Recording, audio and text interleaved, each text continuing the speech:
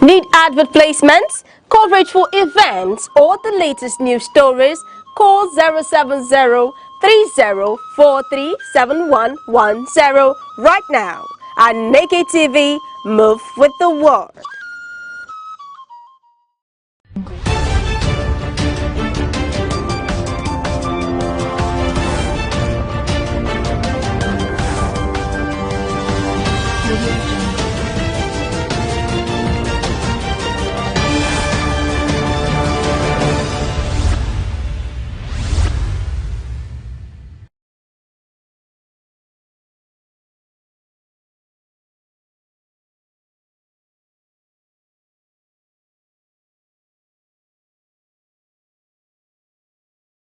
Around the globe on Aneke TV, your trusted window to the major developments across Nigeria and the global community.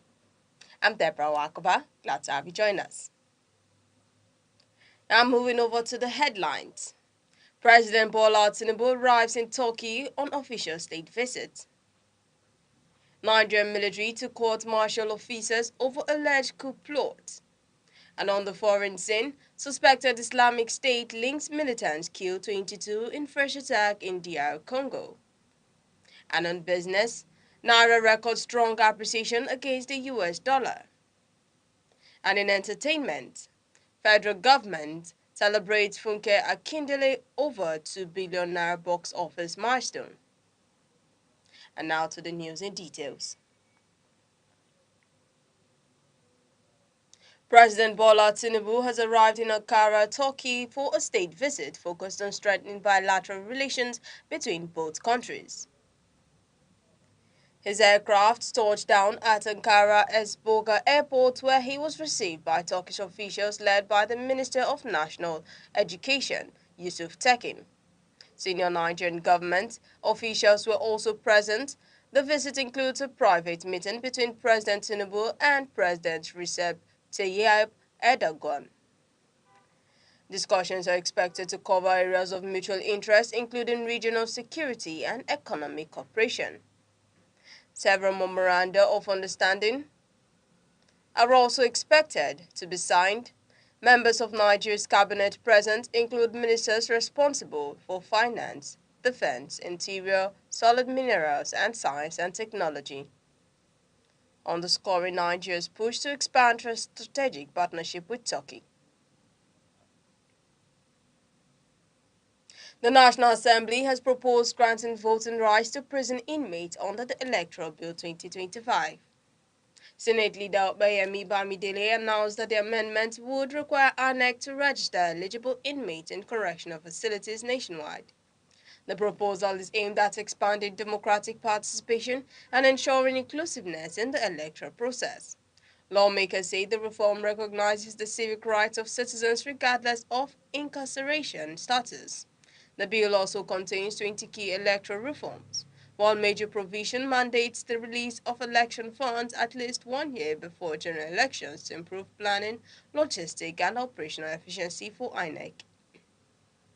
The defense headquarters says officers indicted over alleged misconduct, including claims of a plot to overthrow the government, will face trial before military judicial panels. The update follows the conclusion of an investigation into the matter.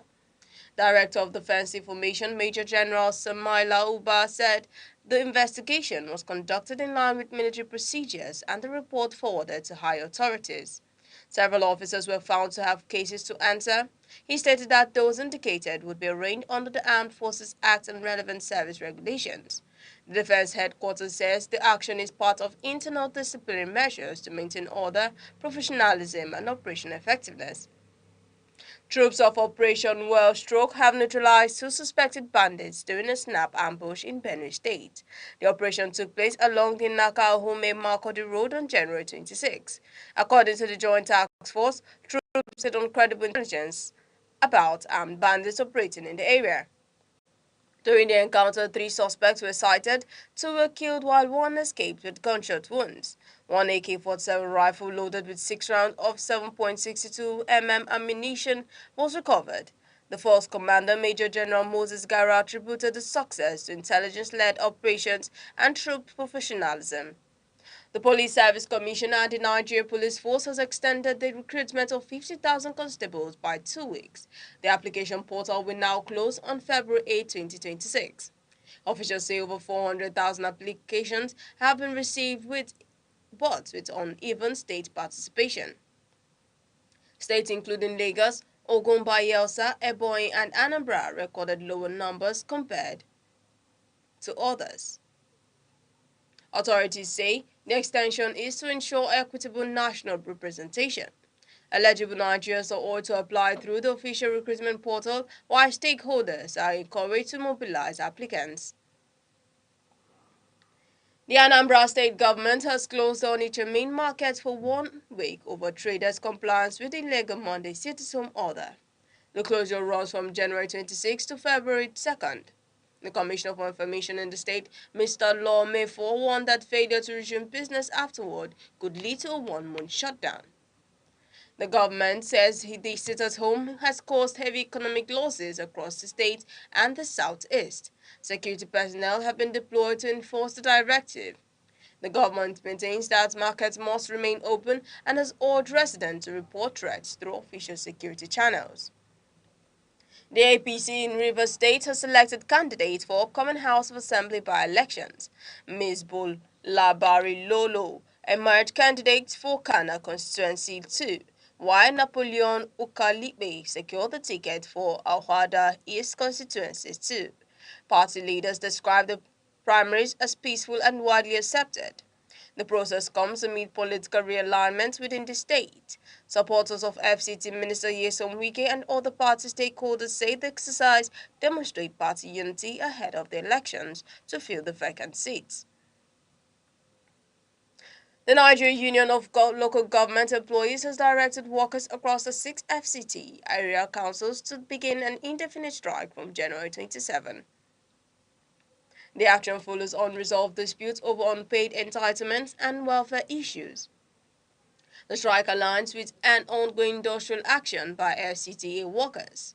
Union leaders say they were left with no alternatives after failed negotiations. The development comes despite an injunction from the National Industrial Court. Service delivery across the Federal Capital Territory is expected to be disrupted.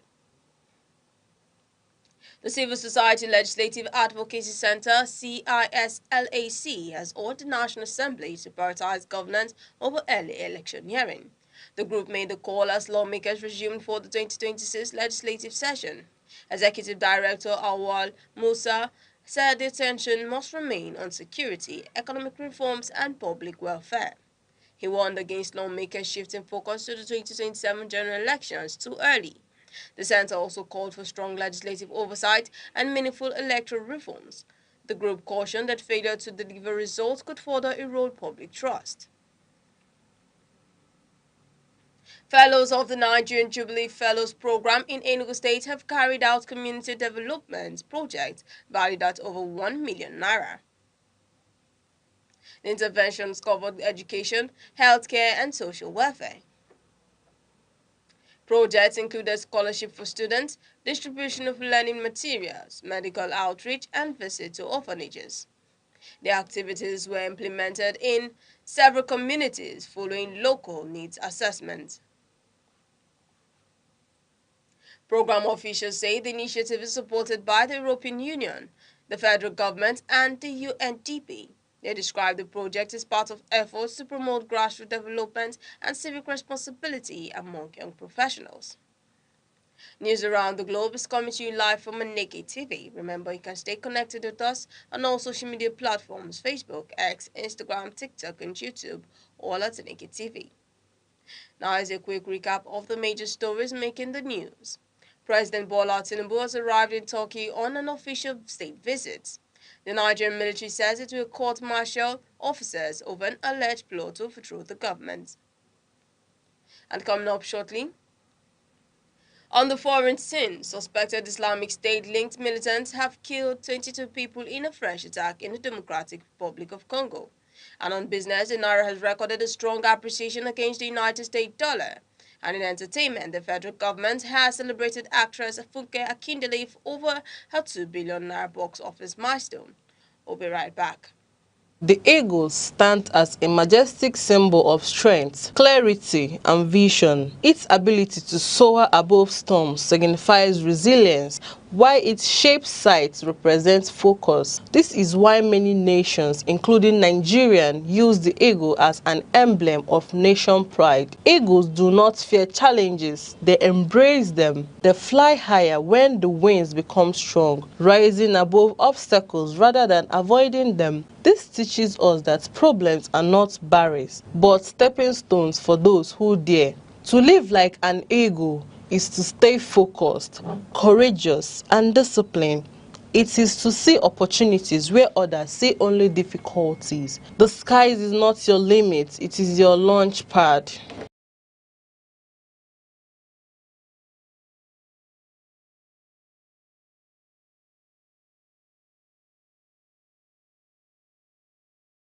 Welcome back. Still on the news, suspected Islamic State-linked militants have killed at least 22 civilians in coordinated attacks in Eastern Democratic Republic of Congo. Fighters from the Allied Democratic Forces ADF raided Akbokolu village in Ituri province in the early hours of Sunday, abducting residents and leaving multiple casualties. The violence spread into neighboring North Kivu, where attackers set fire to a Catholic church, a health center, and several homes in Musengo village. Two Congolese soldiers were confirmed killed while attempting to repel the assault. The Islamic State group has reportedly claimed responsibility for the attacks. United Nations data continues to rank the ADF among the deadliest armed groups in the region, despite ongoing joint military operations by Congolese and Ugandan forces. Uganda's Chief of Defense Forces, General Muhoozi, has denied allegation that soldiers assaulted the wife of opposition leader Robert Kyagulanyi, popularly known as Bobby Wine. The opposition figure claimed troops raided his Kampala home and attacked his wife and staff while searching for him. General Kainerugaba dismissed the accusation on social media, insisting the army does not target women and stating that Bobby Wine remains the focus of security operations. The opposition leader has been in hiding amid continued political tension. The incident follows a disputed presidential election in which President Yoweri Museveni secured re-election. International rights groups have accused Ugandan authorities of using security forces to suppress dissent, claims the government denies. Britain, Germany, Denmark, and several European partners have signed a major clean energy agreement aimed at expanding offshore wind power generation. The parks, reached at a summit in Hamburg, targets the delivery of 100 gigawatts of offshore wind capacity.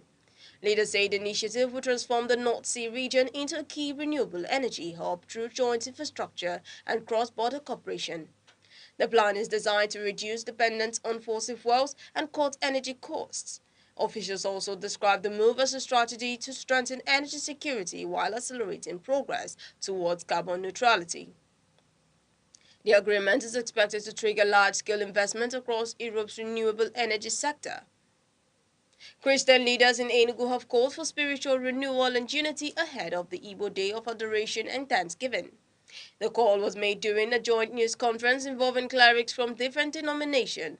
Archbishop Sostenes Eze said the annual event is a religious initiative focused on gratitude to God for the survival of the Igbo people after the Nigerian Civil War. He emphasized that the gathering is spiritual and not political. Other church leaders described the observance as an opportunity for healing, reflection, and collective prayer for progress and protection of Igbo people worldwide. The event is scheduled for Saturday, January 31st. The Central Bank of Nigeria has upgraded the operating licenses of several major fintech firms and microfinance banks to national status. Beneficiaries include MoneyPoint, Opay, Kudabank, PalmPay, and Paga following regulatory compliance. CBN Director of Other Financial Institutions Supervision, Yemi Solaja, confirmed the development at a banking operation conference in Lagos. He said the institution already operates widely and must now meet stricter national requirements. The upgrade comes with higher capital thresholds and mandatory physical offices for customer support and dispute resolution. The move is part of ongoing efforts to strengthen regulation and expand financial inclusion. The federal government has allocated 1,449.24 billion naira to the Ministry of Marine and Blue Economy in the 2026 budget. More than 90% of the funds are earmarked for capital projects across the maritime sector. Key projects include the establishment of fish feed mills in all 6 geopolitical zones and large-scale dredging of inland waterways to boost transportation and fisheries. The initiative aims to reduce dependence on imported seafood and lower local production costs. The budget also provides for port revitalization, patrol boats for maritime security, and renewable energy adoption within the ministry. Stakeholders say the investment could drive economic diversification through the blue economy. The naira has appreciated against the dollar at the official foreign exchange market. Central bank data shows the currency strengthened to 1,418.95 naira per dollar from 1,421.63 naira at the close of trading last week. This represents a gain of 2.68 naira within review period. Market analysts attribute the movement to improved supply condition in the official window. Meanwhile, the power market rate remained unchanged at 1,490 naira per dollar. Nigeria's foreign reserves were last reported at $46.1 billion. English club Nottingham Forest and Sunderland are reportedly monitoring Nigerian midfielder Fisayo Dele-Bashiru. The 24-year-old currently plays for Italian side Lazio and impressed during the 2025 Africa Cup of Nations. Turkish club Trabzonspor is also said to have made initial inquiries, but interest from the Premier League could influence the player's next move. Lazio are believed to value him at up to 20 million euros. Dele Bashiru, former Manchester City Academy player, remains under contract with Lazio until 2028.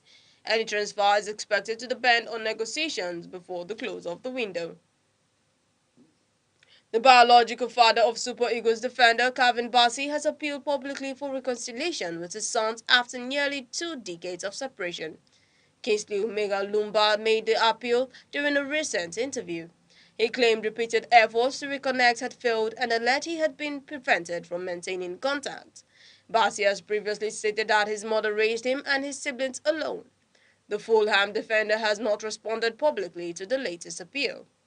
The situation has drawn attention on social media, with many calling for privacy for the family.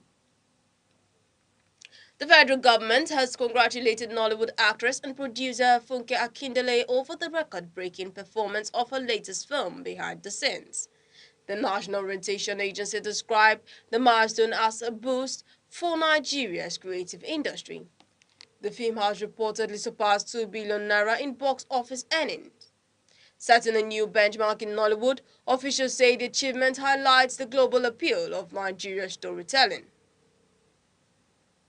The movie has also recorded strong international ticket sales, further expanding Nollywood's global reach. Industry stakeholders say the success signals growing investor confidence in the sector. Nollywood actor Gideon Okeke has called for greater collaboration between Nigeria's music and film industry. In a social media post, he questioned why leading Afrobeat stars rarely promote Nigerian films. Okeke said the entertainment sector should function as a supportive ecosystem, with artists using their platform to spotlight one another's work.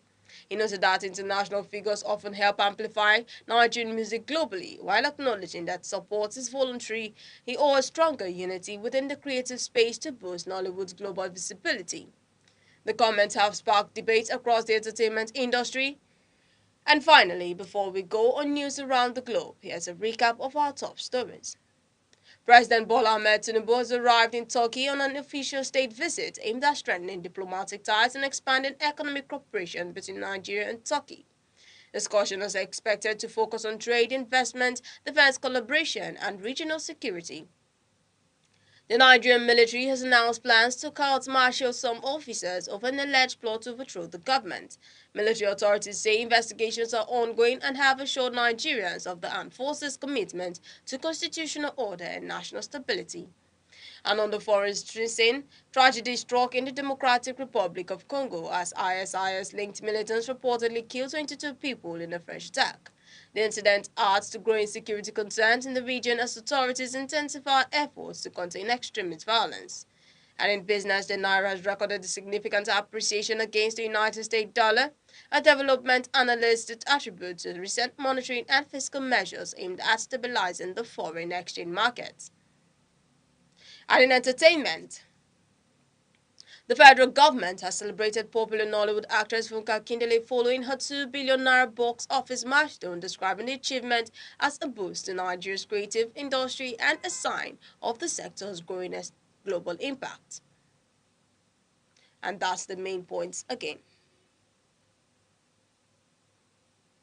And that's news around the globe on Aneke TV. For more news and live updates, follow us across all social media platforms: Facebook, X, Instagram, TikTok, and YouTube, all at Aneke TV.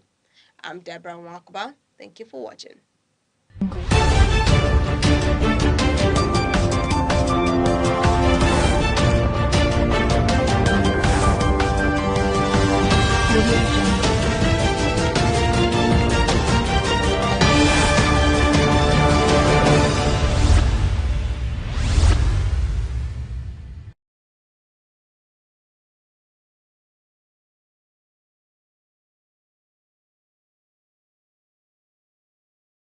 Religious leaders in Enugu have called for spiritual renewal, unity and a return to God as preparations intensify for the forthcoming Igbo Day of Adoration and Thanksgiving. The call was made during a joint news conference by prominent Christian clerics from various denominations who described the event as a sacred moment for healing, reflection and collective redirection for the Igbo people. Archbishop Sostenes Eze of Enugu Ecclesiastical Province and Bishop of Enugu North Diocese, Anglican Communion, said the Day of Adoration represents an opportunity for deep reflection, reconciliation and renewed faith in God's purpose. Archbishop Eze reflected on repeated ordeals faced by the Igbo people across the country, noting that survival in the face of adversity is itself evidence of divine favor. Because of God's deliverance from the terrible civil war that started in 1967 and ended in 1970. Having come out of that war since 1970, the Igbo nation as a body has never agreed together to bless God, because that war, as we all know, was planned to exterminate the Igbo race completely. Johannes Igbo and the church fathers last week, Thursday, proclaimed that every last Saturday of every January, the whole Igbo race globally, wherever they are, in Nigeria and outside Nigeria, and in particular within the boundaries of the Igbo race, should take that day as a day of thanking God, just worshiping God.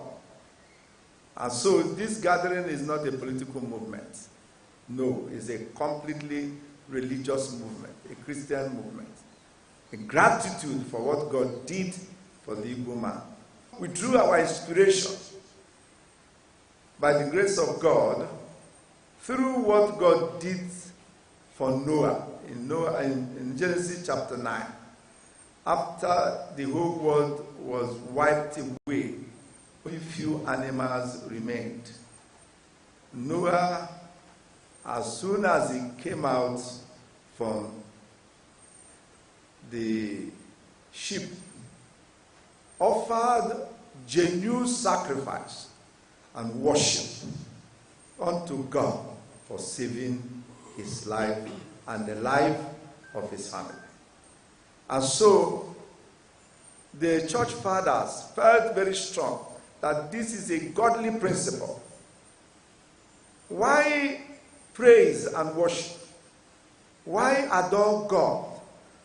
We know that not only the war that took place, since even after the war, there have been deliberate attempts at several locations and at different times and locations.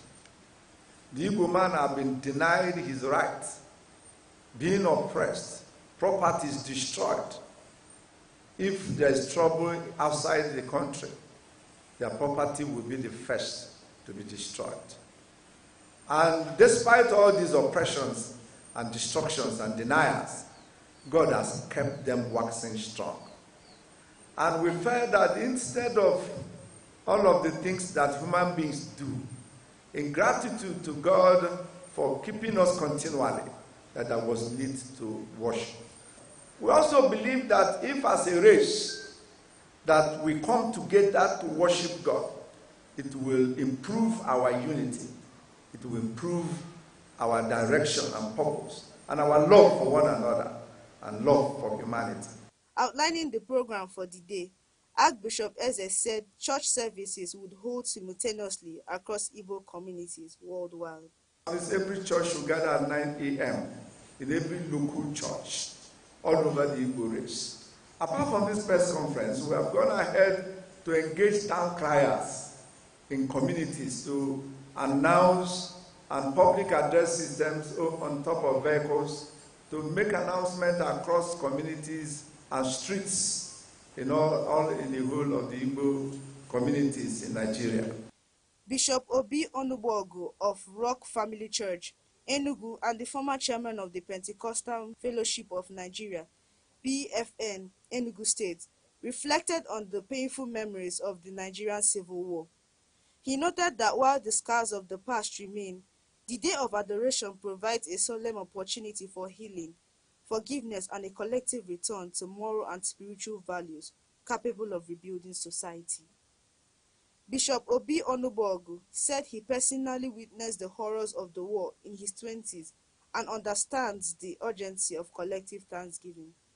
He described the day as one chosen deliberately for gratitude rather than bitterness, stressing that the Igbo people survived solely by God's mercy. The day we are about to celebrate next Saturday, it's not for politics. You better note that. It is not for argument, and I hope we all understand that. It is going to be declared, as these fathers of faith have said, and the rest that are working with us, as a day of gratitude, a day of thanksgiving. For we did not survive by our strength, neither did we survive by our wisdom.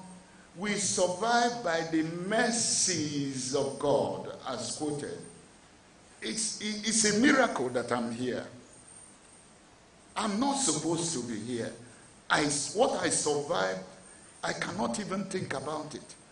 I survived air raids. I survived strafing. I survived terrible snake bite. Because when we were running from the air raid, we entered a ditch, so-called bunker, where was a crowd of wild snakes ready to bite us. We were faced with go to the snakes or go and perish with the bombs. And God, the God that we serve and that we worship and we thank, made it possible for us to survive. That's my story. And even though I may remember what happened, like hunger, like displacement, like loss of property, loss of human beings, but we here choose thanksgiving over bitterness. We are not bitter. We only want to thank God. And we ask people to join us.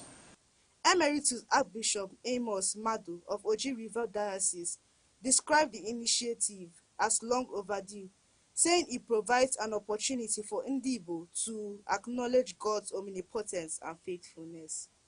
Now there is a nation called Igbo people today. It's a miracle of its own. When you think about or contemplate what happened, it was only God who made it possible for them to survive. The Igbo nation missed the blessing of God after the Civil War because the Igbo people, our fathers then, those who survived the war, could not show gratitude to God. So After many years of suffering, God laid it upon the hearts of his people that something must be done, that something was responsible for the Igbo dilemma.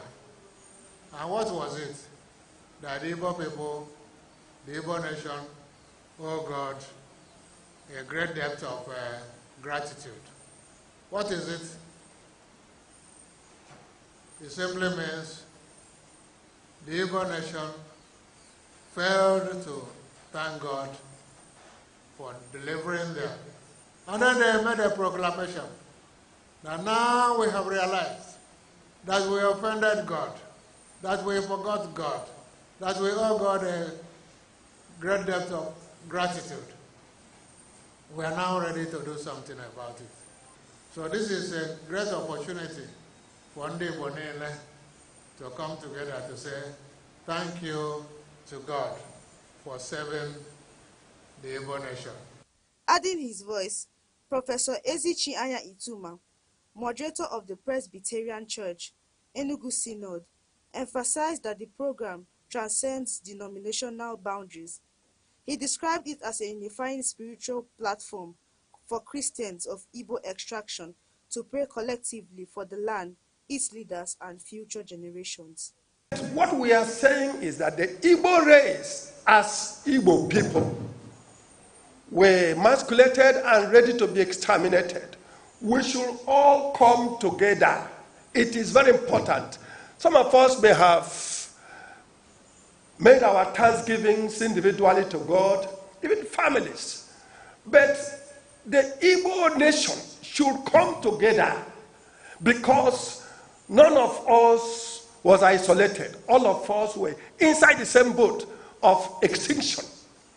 We should come together and appreciate God. And that is what the Igbo fathers of faith are saying. And that is also what the Ohanese is saying. Now, if we come together, there are two things that we should expect. One is appreciation to God and bringing God closer to us to hear our prayers. And then two, when we come together, it enables us to see ourselves as one. Beyond God blessing us, we ourselves should see ourselves as one. Whether you are from Anambra, whether from you are Eka, whether you are from Eka, whether Manioma, River State, even in Cross River State, wherever you find yourself, so long as you are an Igbo, we are one.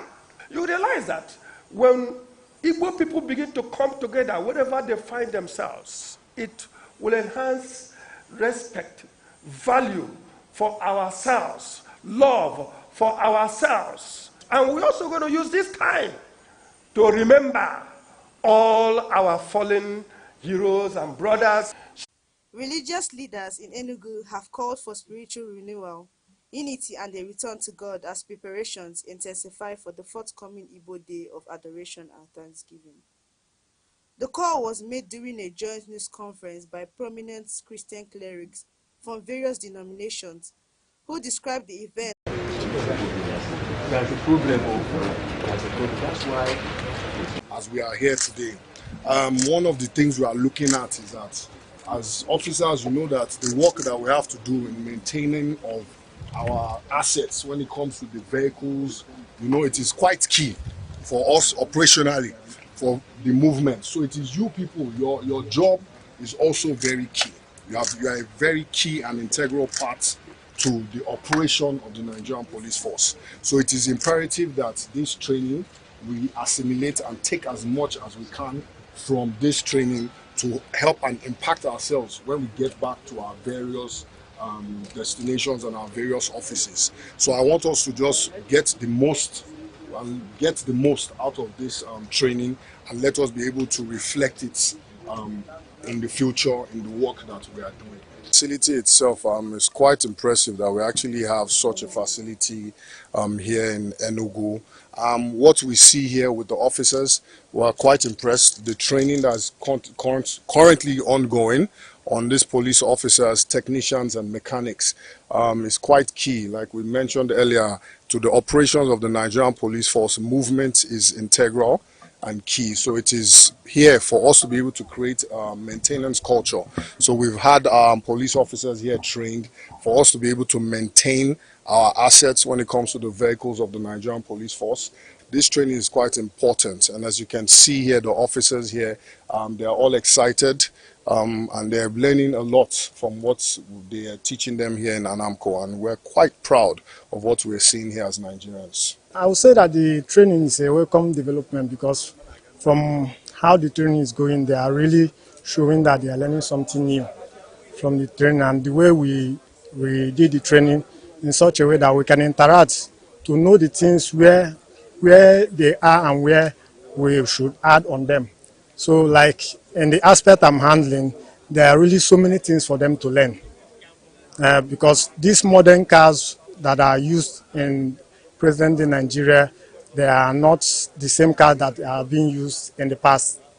So some of them requires knowing how to make use of those technologies that are needed, like the diagnostic machine, the digital multimeter, oscilloscope, and some of them have not even seen those machines. So as the training is going on, they are seeing it, they are enjoying the training, and so many of them are grabbing something. So far, so good. I would say the training is a very great one.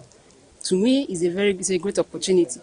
This is my first time of attending such, and honestly, I have learned a lot so far.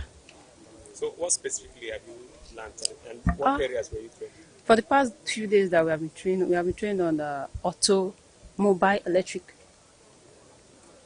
So we have been trained on how to assess the electrical part of cars, how to troubleshoot, how to detect faults, how to use the modern equipment instead of the analog ones. We are very proud to be here, and we believe that after the training we will impact more knowledge to go back to our various command to perform very well. This 5 days training, we still need more to extend the training for more weeks or months so that we can be able to understand the training very well. Like the mechanic part, we need to go more practicals, not theories, you know. So we need more training more than this. We need more time.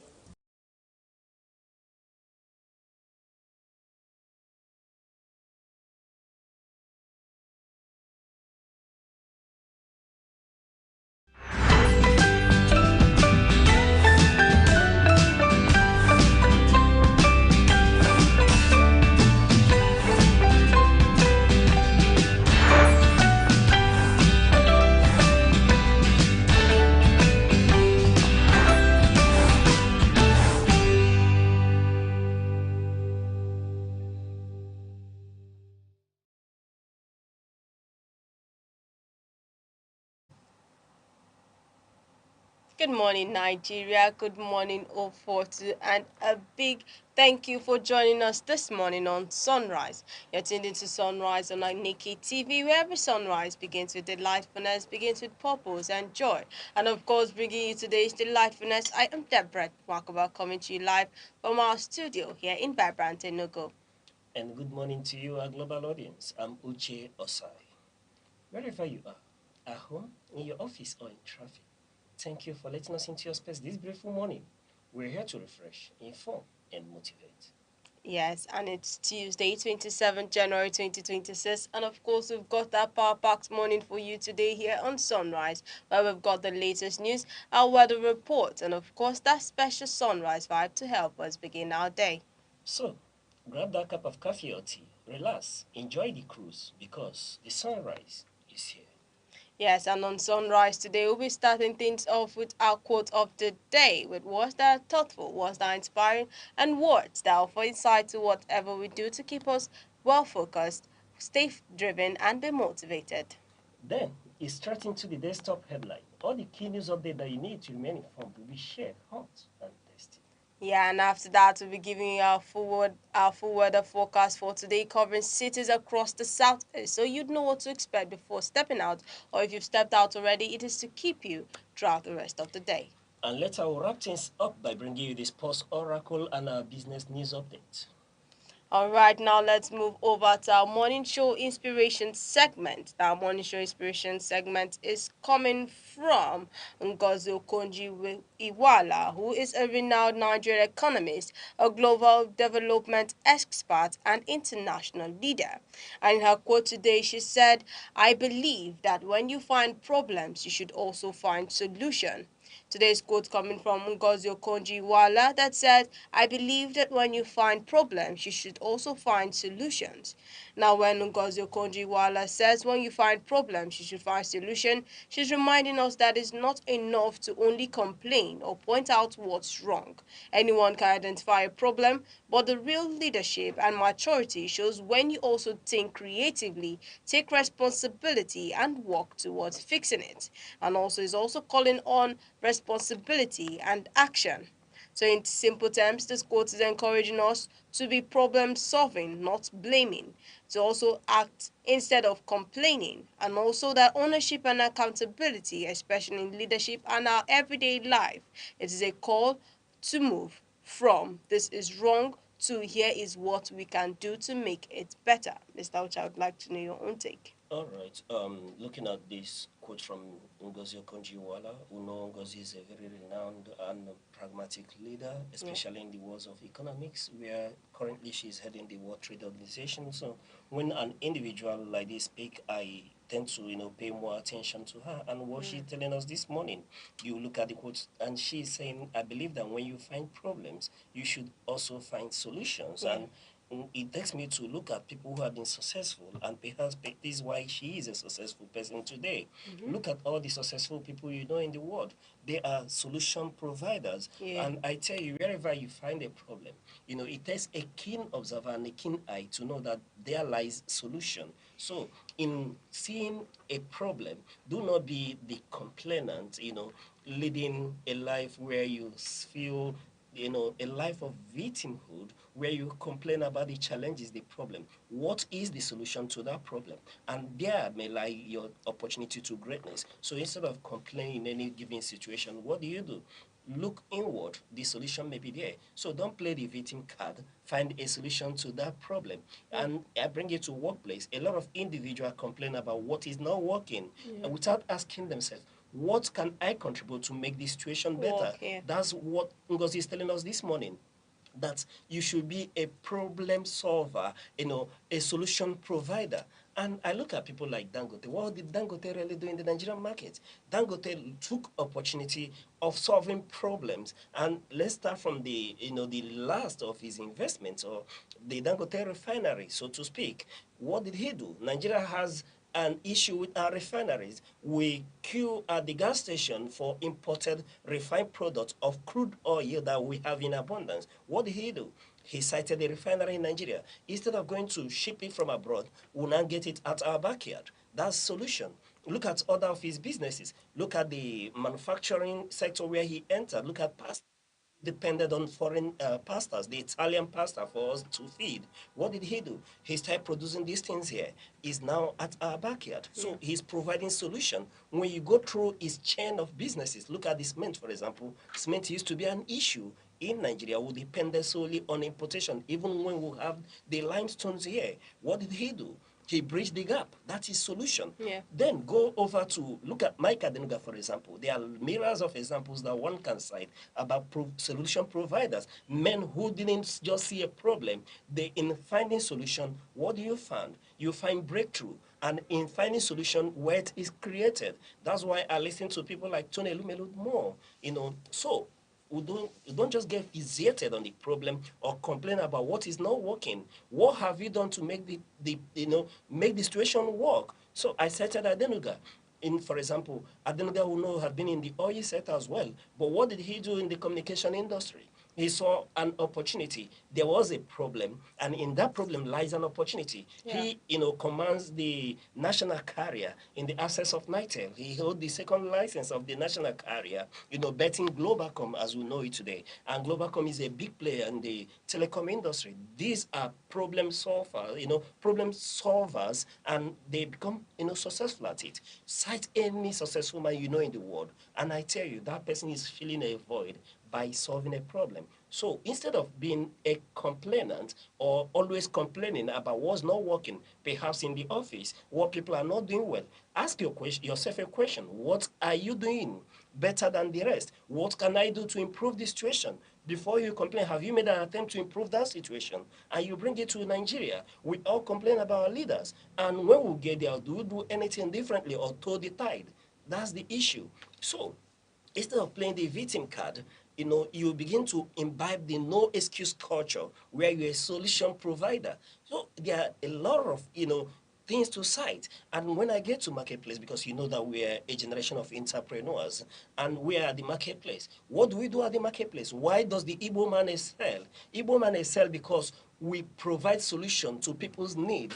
That's why wherever you go to Biu, you'll see an Igbo man there. Go to Yobe State, Krukushe, is a town, when I knew it, there was no road. There's no means of transportation during rainy season. You have to take a speedboat to get to the village. But go there, you see an Igbo man.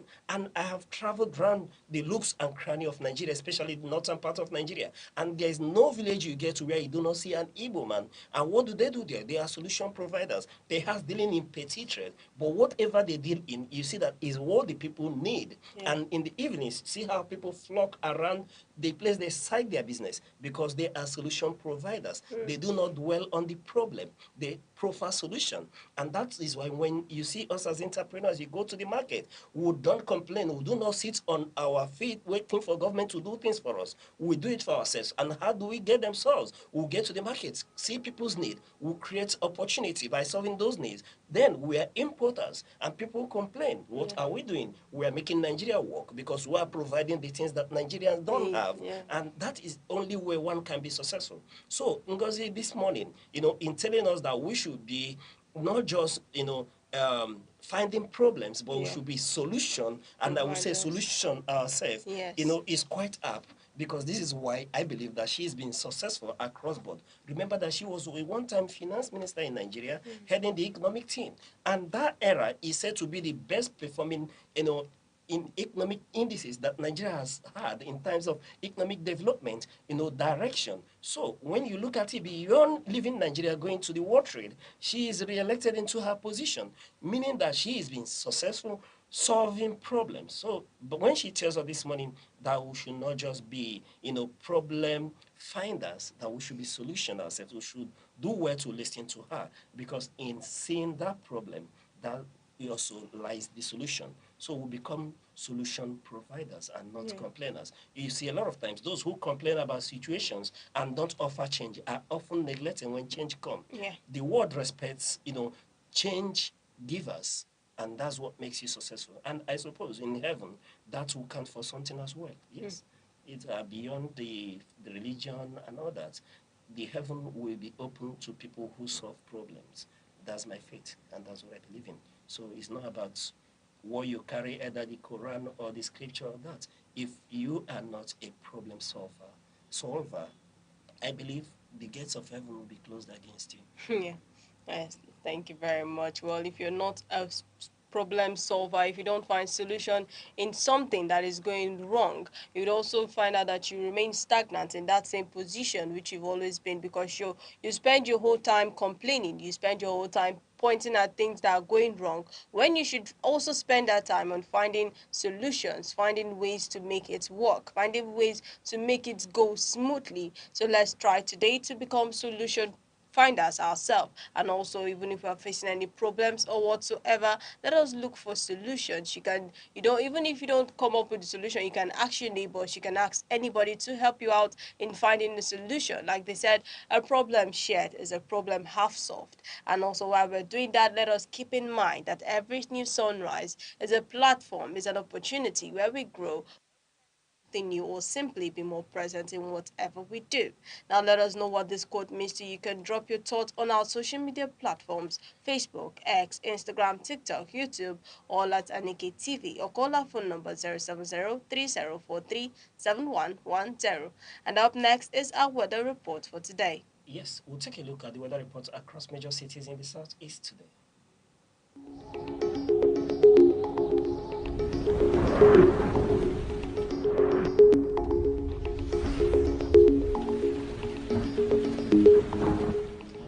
And starting off with Orca, the day kicks off with some sunshine and passing showers, which is a mix of bright skies and gentle clouds to keep things interesting. So expect highs around 32 degrees Celsius by the afternoon with scattered showers here and there and a light breeze to freshen up your step. Hello, Enugu. Good morning, the core city. Today looks mostly cloudy but warm, with bright intervals peeking through. You will enjoy highs around 34 degrees Celsius and a dry day ahead. So go easy with our sunscreen. And in Abakaliki rises hot and active. Expect mostly dry conditions with plenty of sunshine and warmth with highs touching around 38 to 40 degrees Celsius. That's heat wave vibe, so it's ideal weather for ice drink and shady sports. And good morning, Imo State. Welcome to Owerri. Owerri is set for another sun-kissed day with warm to hot temperatures. January usually brings highs, sunny temperatures often in the low 30 degrees Celsius with plenty of sunshine. So expect bright skies and heat. And lastly, in Umahia continues the trend with a warm and mostly dry day, where temperatures often hover in the low 30 degrees Celsius, which is perfect for hustling outdoors, but don't forget water and shade. So, wherever you are in the southeast today, stay safe, stay cool, dress light, but do remember that either rain or shine, we've got you covered. And this is your weather report here on Sunrise on Aneke TV. We'll go on a short break and we'll return with more news updates. Security is not just police on patrol. It is safety in homes, schools, markets, and mines. Without it, progress is impossible. Be alert, report danger, support community watch. True security is collective responsibility.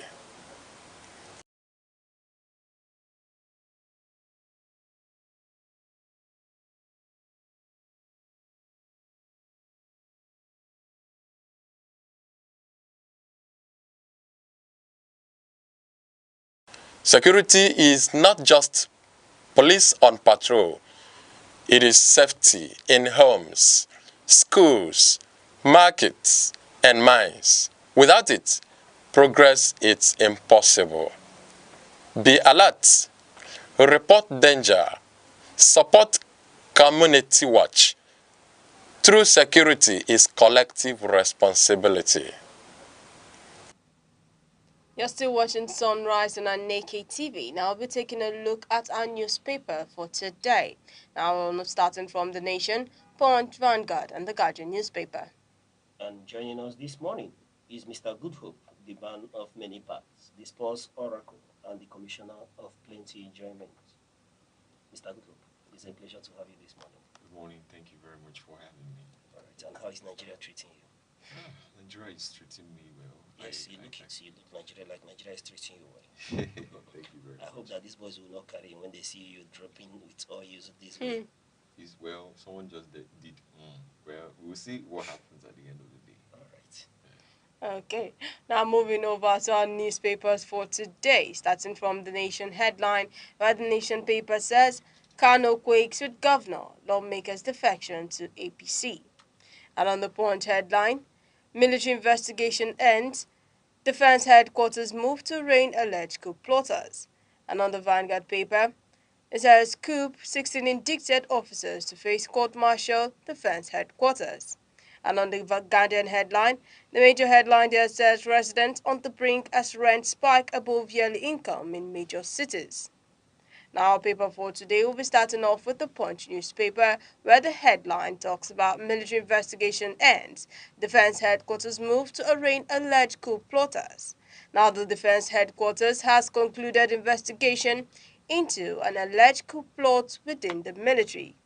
The defense headquarters says it is now set to arraign the suspect, signaling a firm stance against any act that threatens national security. Authorities insist the process will follow due military and legal procedures as they move to protect the integrity of the armed forces. All right. You know, seeing this headline tells you a lot about Nigeria. Yeah. And when people say that government begin to, when government is, when government is denying something, there's possibility that that is good. And what we're saying here is that seeing this headline, that perhaps when we did hear in October that there was an internal military affair, it now begins to give credence to those rumors, and then why people, take a lot of, concern when rumors fly that there may be atom of truth in them.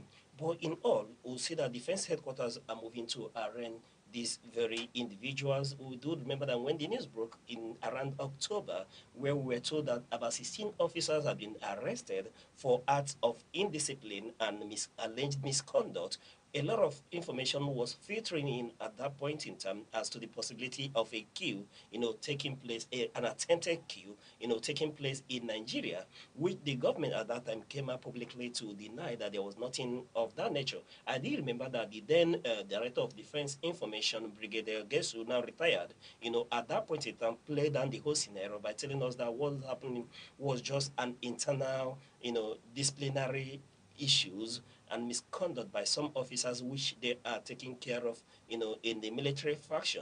Then seeing this headline this morning where defense headquarters moved to arraign alleged coup plotters, begins to tell us that at the end of the day, that story was not just rumor, but indeed there is an atom of truth in it, being that even the October 1st parade was cancelled due to this alleged coup plotting or an attempt to remove the government in place as at that time, which the military did deny. But today they have come out publicly to tell us that yes, they've concluded investigation into these issues, and that the officers who are found wanting, will be prosecuted according to military rule.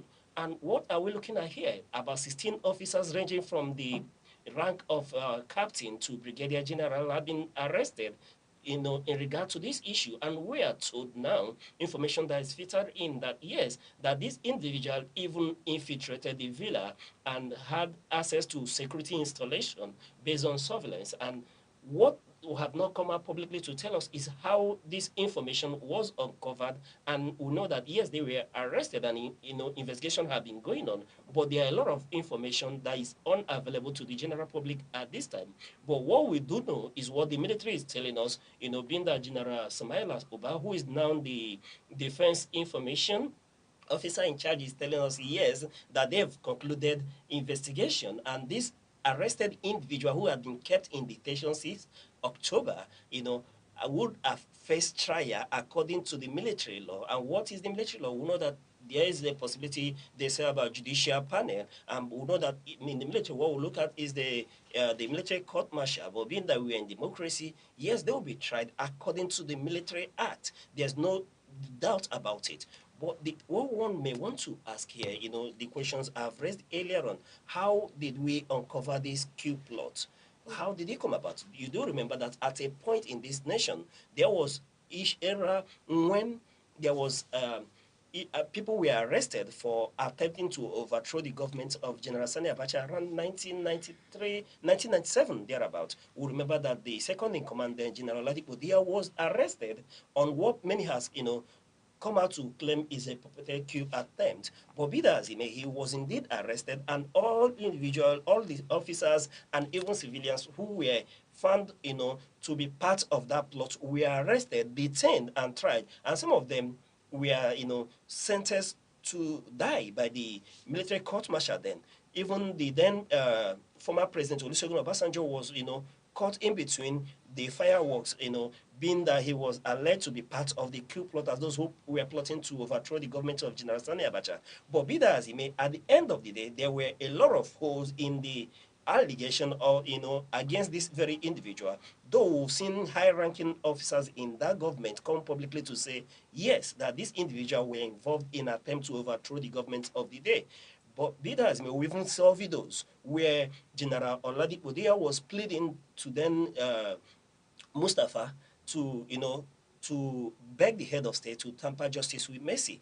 And beyond that, even in 1999, when President Olusegun Obasanjo just took over, we heard rumors to an attempted coup, to take over his government, though we didn't hear much about that. But we knew that the military at that era, at that period, were well taken care of and were well looked after.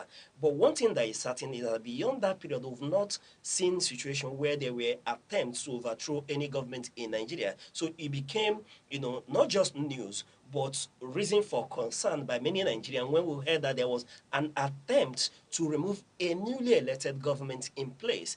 And that's why we were asking that the government should be very thorough in this investigation, even giving credence to the fact that we've seen an activist group, coming out to plead on behalf of the individuals who've been detained, citing health concerns that the government should tamper justice with mercy. But we know that whenever a soldier, embarks on a kill, they know the consequences of their action. But one thing we will not separate from that, when we say yes, the law should take its course, is that we should be very, very sure that this individual made an attempt to overthrow the government of the day. Let it not be a security gimmick where you begin to run a counter operation to forestall any such eventuality. But given what has been happening in the African sub-region, starting from 2020, 2021, where we've seen queues from Mali, Chad and Niger, Guinea, Guinea-Bissau, Burkina Faso, since 2020 ranging to 2025, it's been myriads of queue around Africa. And when one sees this same attempt, in Nigeria, it now raises concern, one may begin to ask questions. What is happening with our democracy? Does it mean that we no longer believe in democracy, or that the military no longer believe in democracy, given that the fact that, yes, around Africa, in 2025 alone, we've seen queue in Madagascar and Guinea-Bissau, not to talk about Burkina Faso, where the military junta is holding sway. And recently, there was what I would call a diplomatic altercation with Nigeria, where our officers were seized with our aircraft, you understand?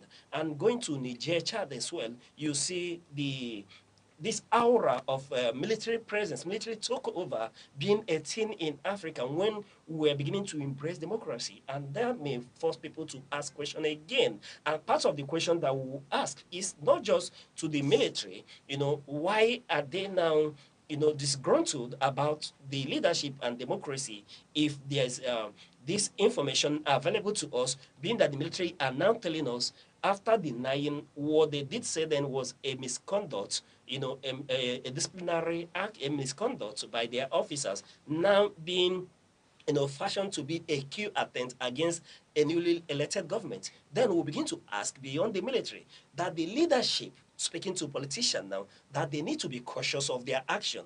Over time, when you study the issues that lead to coup over time, and taking the Nigerian case, for example, when you study the coup that we've had in Nigeria, let's talk about the successful one that indeed ousted the government of the day. What were the issues cited? We look at the Chukuma Kaduna Zogu queue. Beyond Chukuma Kaduna Zogu, the Ferdinka queue, when you look at the reasons alluded to why they want to take arms against the then government of the day, you will see that these very scenarios are not far-fetched, which is why we would call on our politicians to do an introspection into the kind of leadership they provide the nation. Because now that the return to military rule has become a thing in Africa, it causes even more reason to why they have to, be very cautious of their action. And if one is saying that the politicians should be cautious of their action, I take you to the issues I raised. When you look at the Nzogu Q, what were the issues cited? You will see issues ranging to misappropriation, corruption, and you see issue to the unity, threat to the unity of the country, nepotism was cited. And I asked the question, these very facts that these coup plotters then, alluded to why they want to take over, is it still happening in Nigeria of today? You will find the traces of these things happening, which is why I stand on the political class taking an introspection into their action on anything that would encourage the military to want to, get themselves involved in politics or in leadership one more time, you remember what will suffer to return to the democracy that we now enjoy. And which, when I say that the political class should do an introspection, is not to say that whatever action the military, whatever action they take in terms of trying to, scuttle the democracy that we now enjoy should be applauded. No.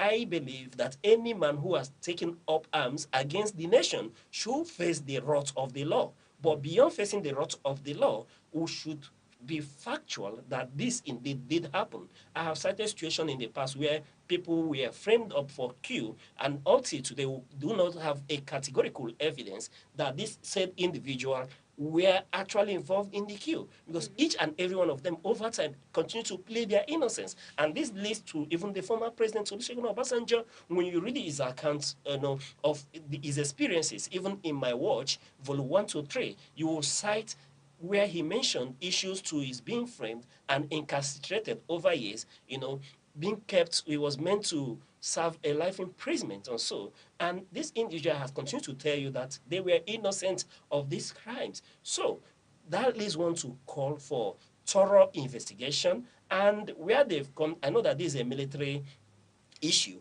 but they should as well, since we are in a democracy, avail us with information, although that may come out during the judicial trial of these officers. Yeah. Yes, but there should be certainty that indeed there was an attempt to overthrow the government. Yes. Of the day, and we, categorically criticize any attempt by the military to take over.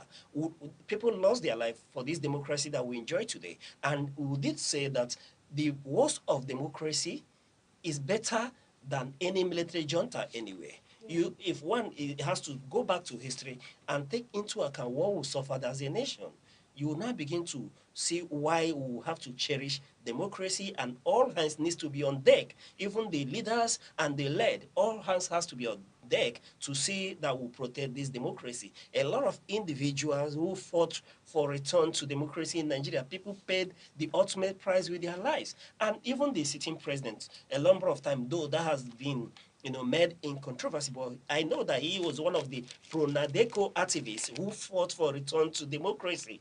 And they should be at the front burner to see that they offer this country a leadership that is unquestionable, that will not give those in arms, speaking to the military, the courage to want to rise arm against the Nigerian state. But be that as it may, now that, yes, we are being told that they have concluded investigation and these people will be tried and given the information about these alleged coup plotters infiltrating the villa and having access to security installation, and good enough, why I believe that there may be a loss of evidence available, because the information even in the Punch this morning is citing to the fact that some Julius Berger staffs are compromised, leading to the fact that whoever is involved, people who are involved have been uncovered. And as we proceed into trial, I know that a law will be uncovered. But the milestone that we've gained in democracy is such that we'll have to cherish it no matter what happens. We do not want military back, at the saddle of leadership in this nation. In our recent history, just coming out from that, this nation did suffer a lot.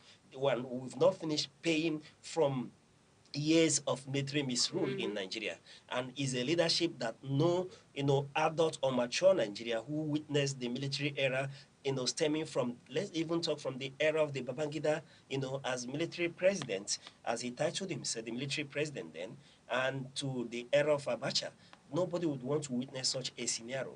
But in all, if this individual are indeed, there is overwhelming evidence that they made an attempt to overthrow the government, the democratically elected government of the day, then they should be, marshaled to face the law according to the military rule.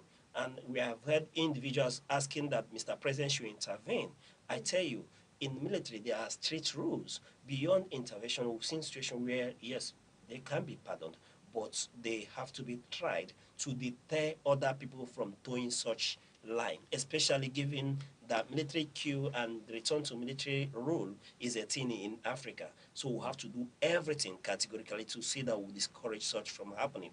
Yeah. But beyond this, one thing I can equally tell you is that the investigation should go beyond the officers involved.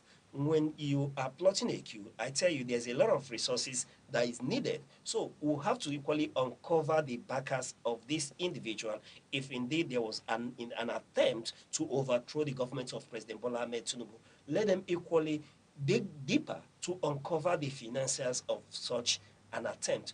Though it's been brought to our notice about the senator from Bayelsa State who has fled Nigeria at this moment as one of the alleged backers of this very coup. But beyond that, they should do well to uncover the individual and the motive why they want to overthrow a democratically elected government in Nigeria.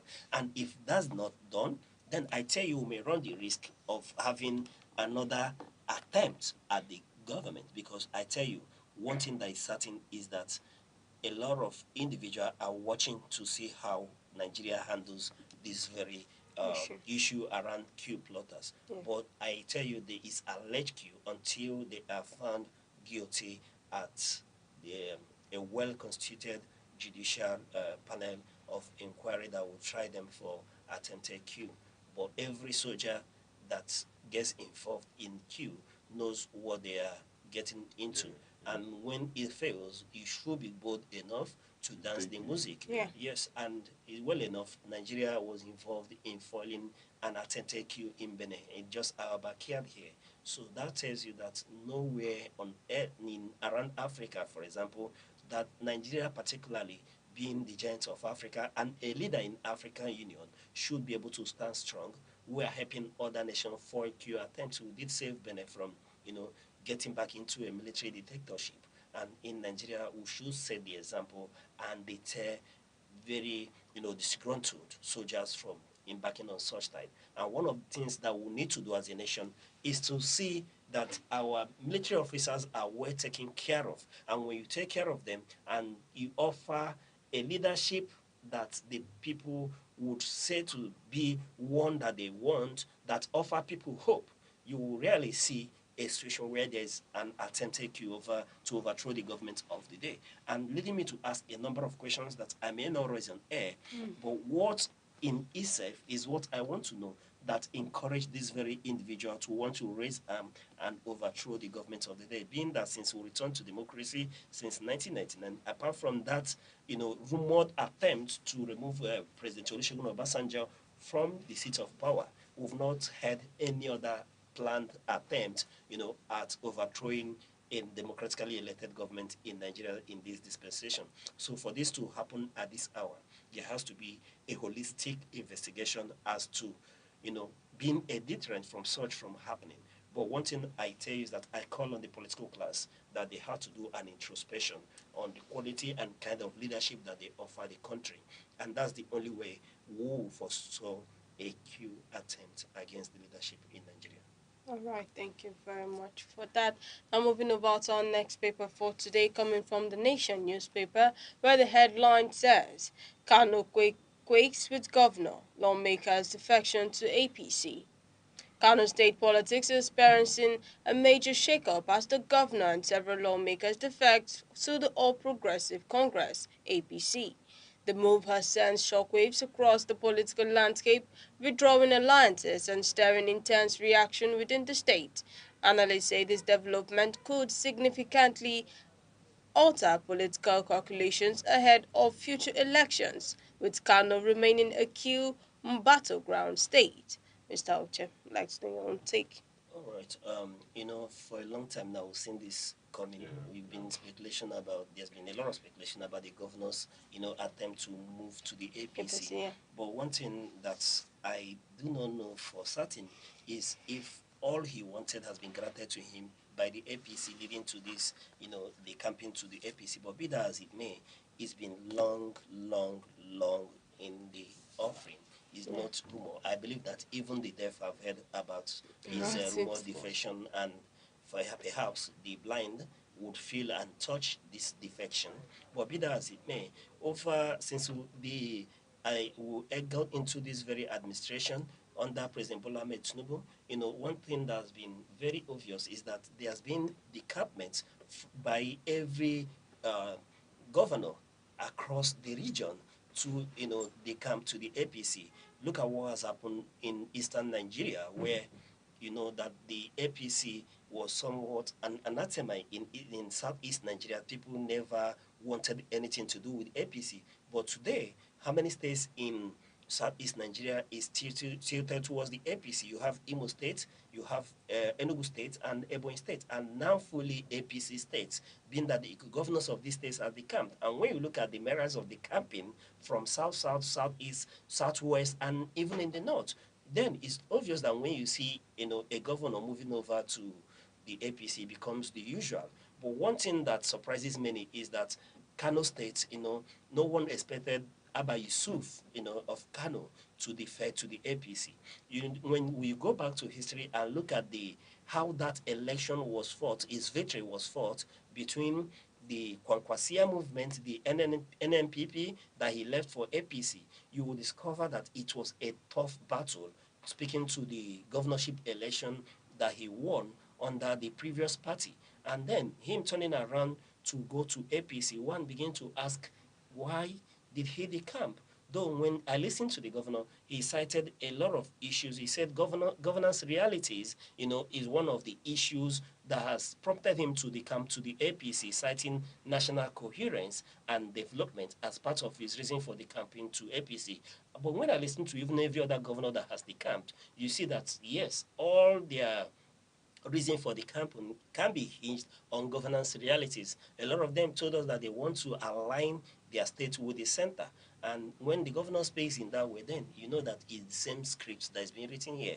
But when I look at his defection, just like former national chairman of APC, you know, did say, it speaks to courage for him to have the boldness to move away from Senator Rabiu Musa Kwankwaso, the leader of the Kwankwasia movement. If you understand Kano politics and what it takes, you will know that Senator Rabiu Kwankwaso is a major force. You know, being that the governor was in an opposition and they were able to defeat an incumbent, you know, political party in Kano State for him to clinch that seat, you know, leaves a lot to desire when you see that he's now moved back. Because then the then governor of Kano State, Ganduje, you know, was leaving, and they had a candidate whom he defeated in a very ferocious battle.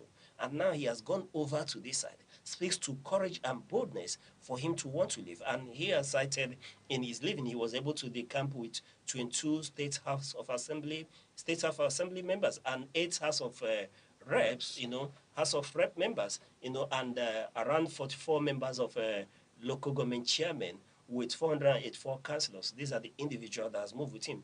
But one other thing that you may observe is that the deputy governor didn't, you know, defect with the governor, giving credence that Kano State will be a tough political ground going into 2027 election.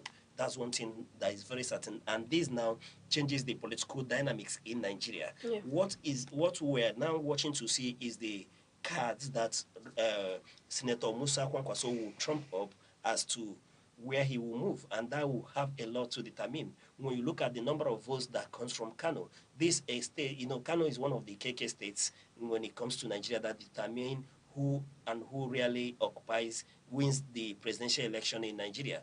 And this is a state that can give you upwards of 2 million votes over time. And it speaks to who will inherit the votes left behind by former President Muhammadu Buhari, because in as much as we speak to Castina, Kaduna, Kano is still one of the grounds where the former president is so much loved and he has a lot of followers who are equally respectful of him. And now that the Kwankwasia movement seems to be a little disturbed, I'll use the word a little disturbed, not in this array, you understand, then it now throws a lot up, being that Kano may be an open political ground going into 2027. But like they do say, nothing, you have to expect anything and everything in politics. And I do not rule away the possibility that Senator Rabi Musa Kwankwaso may, at the end of the day, follow his political godson into the APC. And one other good thing is that the son of Kwankwaso, Mustafa, equally resigned his position as Commissioner for Youth and Sports Development in Kano State, speaking to a loyalty issue why he resigned from the government of Abba. And I tell you categorically that Kano will be a tough battleground going forward. But a lot will be dependent on what the movement of Senator Rabi Musa Kwankwaso going forward. If it is towards the coalition, then it throws Kano up as a big battleground. What the only thing that keeps me at this point in time gazing is the fact that I may find it difficult to believe that Kwankwaso will be, go back into the same party with Omar Ganduje. Remember that there's a tripartite, movement in Kano politics, such that when Shakaro, former governor of Kano State, is in a political party, Kwankwaso tend to be at the other end. And now involving Umar Ganduje, there seems to be this crisscrossing amongst them that they don't really belong to the same political party. Even when one of them meets the other in the other political party, just be certain that that this other individual will be defecting anytime soon. And I tell you, Kano politics is quite interesting.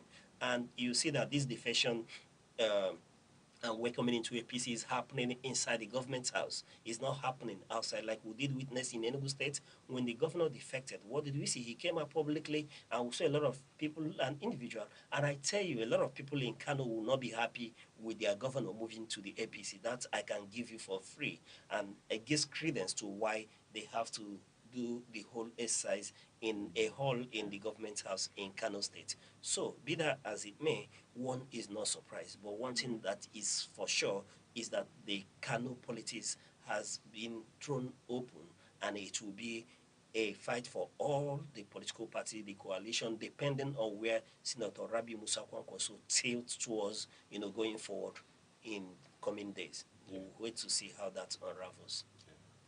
All right, thank you very much for that. Now to our next paper for today, coming from the Guardian newspaper, where the headline says residents on the brink as rent spike above yearly income in major cities. Across Nigeria's major cities, residents are feeling the heat as rent prices soar beyond that many earn in an entire year. Tenants say housing costs have become unbearable, forcing families to downsize, relocate, or live under financial strain. Housing advocates are calling for urgent government intervention to address the growing urban housing crisis. Mr. Goodhope, I would like to know your thoughts on this. Well, it has been on the. It just came to the news, but it has been happening all over, especially in Nigeria. And we've seen this happen many times. We've seen where the house owner would just wake up to increase the rent, and like I said, this is it making it to the news, but it has been happening. I remember the scenario that just happened recently, I think last year, where someone paid for a house of the house formerly should be around 2 million, but just between between 1 year, like within 1 year, the house spiked from 2 million to 10 million. That's about 400% increase. You know, that kind of a thing. It is not. It is what the federal government need to look into. We talked about it the other day, that we are having something that is unusual, where house agents would spike uh, prices, what you should pay. They will not even give a breakdown of this. They will just tell you, if you're not paying, just go, because they know that if you won't pay that amount of money, If you know what is this for. someone else will come. Someone else that is more desperate than you will come and pay it. Do you get? So now the agents are taking over. They are just trying to influence the decision of the landlords. And where it is bad is that there's no basic details of why am I paying this amount of money. Now, they will not go into explanation of all these things, because you don't expect them, as people who owned the house, to start explaining, to start being detailed to you. But where I want to draw and talk about this, especially in this spike, is in the caution fee. There's something we call caution fee that you pay when you are going into a house. You pay in case if there's any damage in the room, it will be used as a replacement to whatever you may have damaged while moving out. Now, I feel that that is a problem in some area, because when you talk about caution fee, at the end of the day, some of these landlords don't give back caution fee, and this. Well, let me not talk about the caution fee, because many people, we are talking about modern house rents now, because many people don't even understand that this house that is being given to you was given to you at the price that you can afford it. But the agent will increase, will put something on it. And For like I said the other themselves, yeah. time, I told you the other time that if even in the land use, in the way they come together to sell land, let's say communities are coming together to sell land, families are coming together to sell land. You know, this is a family, and this is how it is. Why these things are getting costlier is not because of the major cost. It's just because there are people to settle. Do you get? For instance, agents, all those money they add in that those house rent fees, is they have 4 to 5 people. Because if I see, look at how it works. If I see this house now, I will post about this house. And if I post about this house, somebody else will post about the same house. Or one landlord can meet 4, 5 people and tell them, I have a house I want to give out to. Please help me find who will. Now, he will call this agent, he will call the next agent, and he will call the third agent and say, please, 3 of you should help me find someone that will stay in this space. Now, what they do is that they have to increase, do you get? They have Yeah. to increase the price of that house So they rent, can get so enough. they can get enough money so that each agent can get up to 50, and that is telling on the masses, and that is telling on the people who are paying. How can 2 bedroom flats that have a POP ceiling be 5 million naira? Okay, let me tell you people what happened yesterday. I was in a particular area. I was going down in a particular area. The road was dusty. It was a good place where that is still developing in here in the east. So I was going down that street, and everywhere being dusty. So the person that was taking me there, I told the person that if we are suffering from the dust, I told the person that in a moment I just caught myself. I told the person that if let the state government come here, let developers, let the people living around here, let them come together and do something about this road. It's dusty. It could cause a health issue to people, and that is something we don't want. Now, in a moment, as I was saying that, I caught myself. I remember the agents. I remember the landlord and the house, how it will affect the house rent, and immediately I have to change my words. Like, imagine that kind of influence, that I'm not afraid of what it will be. Immediately I have to change my words, and I was like, yes, if you ever tar this road, if you fix this road, and do it well, fix the whole gutter and everything, because the road, the access, the house or the housing estate has a good road, a good access road, they will increase the rent. And if they increase the rent, it will affect the people that needs to pay. Look at what we have in the news today, that these people are that because of this hike in rent, many people are residing to the low options, which they would never or would have made the choice earlier. So it is a problem, and we're calling on the state government and also the federal government. I'm sure this is so rampant. Not just in the east, but also in Lagos. So this is rampant, that we are having this case of agents and house rent being hiked for no reason, just because there are people to settle. And that is what we would not want to, because it is now telling on the people who are paying, and it's affecting our economy, because you are looking at someone who has the money to pay for this space, so that they can be able to fix their mind and also fix their thoughts and also fix other things. Before you know it, they will not have that ability to, they will not be able to pay that amount of money. Let's say, oh, 2 bedroom flat, 3 bedroom flat, you are seeing it at 10 million. And the reason why this house is 10 million is not because of what is in the house, it's because of the location. And not just because of the location, like I said, it's because of the access road. So does it mean that if the government intervenes to give every street, let's say streets, if the government intervenes to fix the street, to fix the places, that they won't that they the landlords won't appreciate that by Yeah. helping, do you get what I'm Yes, saying, I get. by helping the people living there to have a better rent or something. You see somebody, like I told you, from 2 million to 10 million, and if you're not going to pay it, just go. They will not.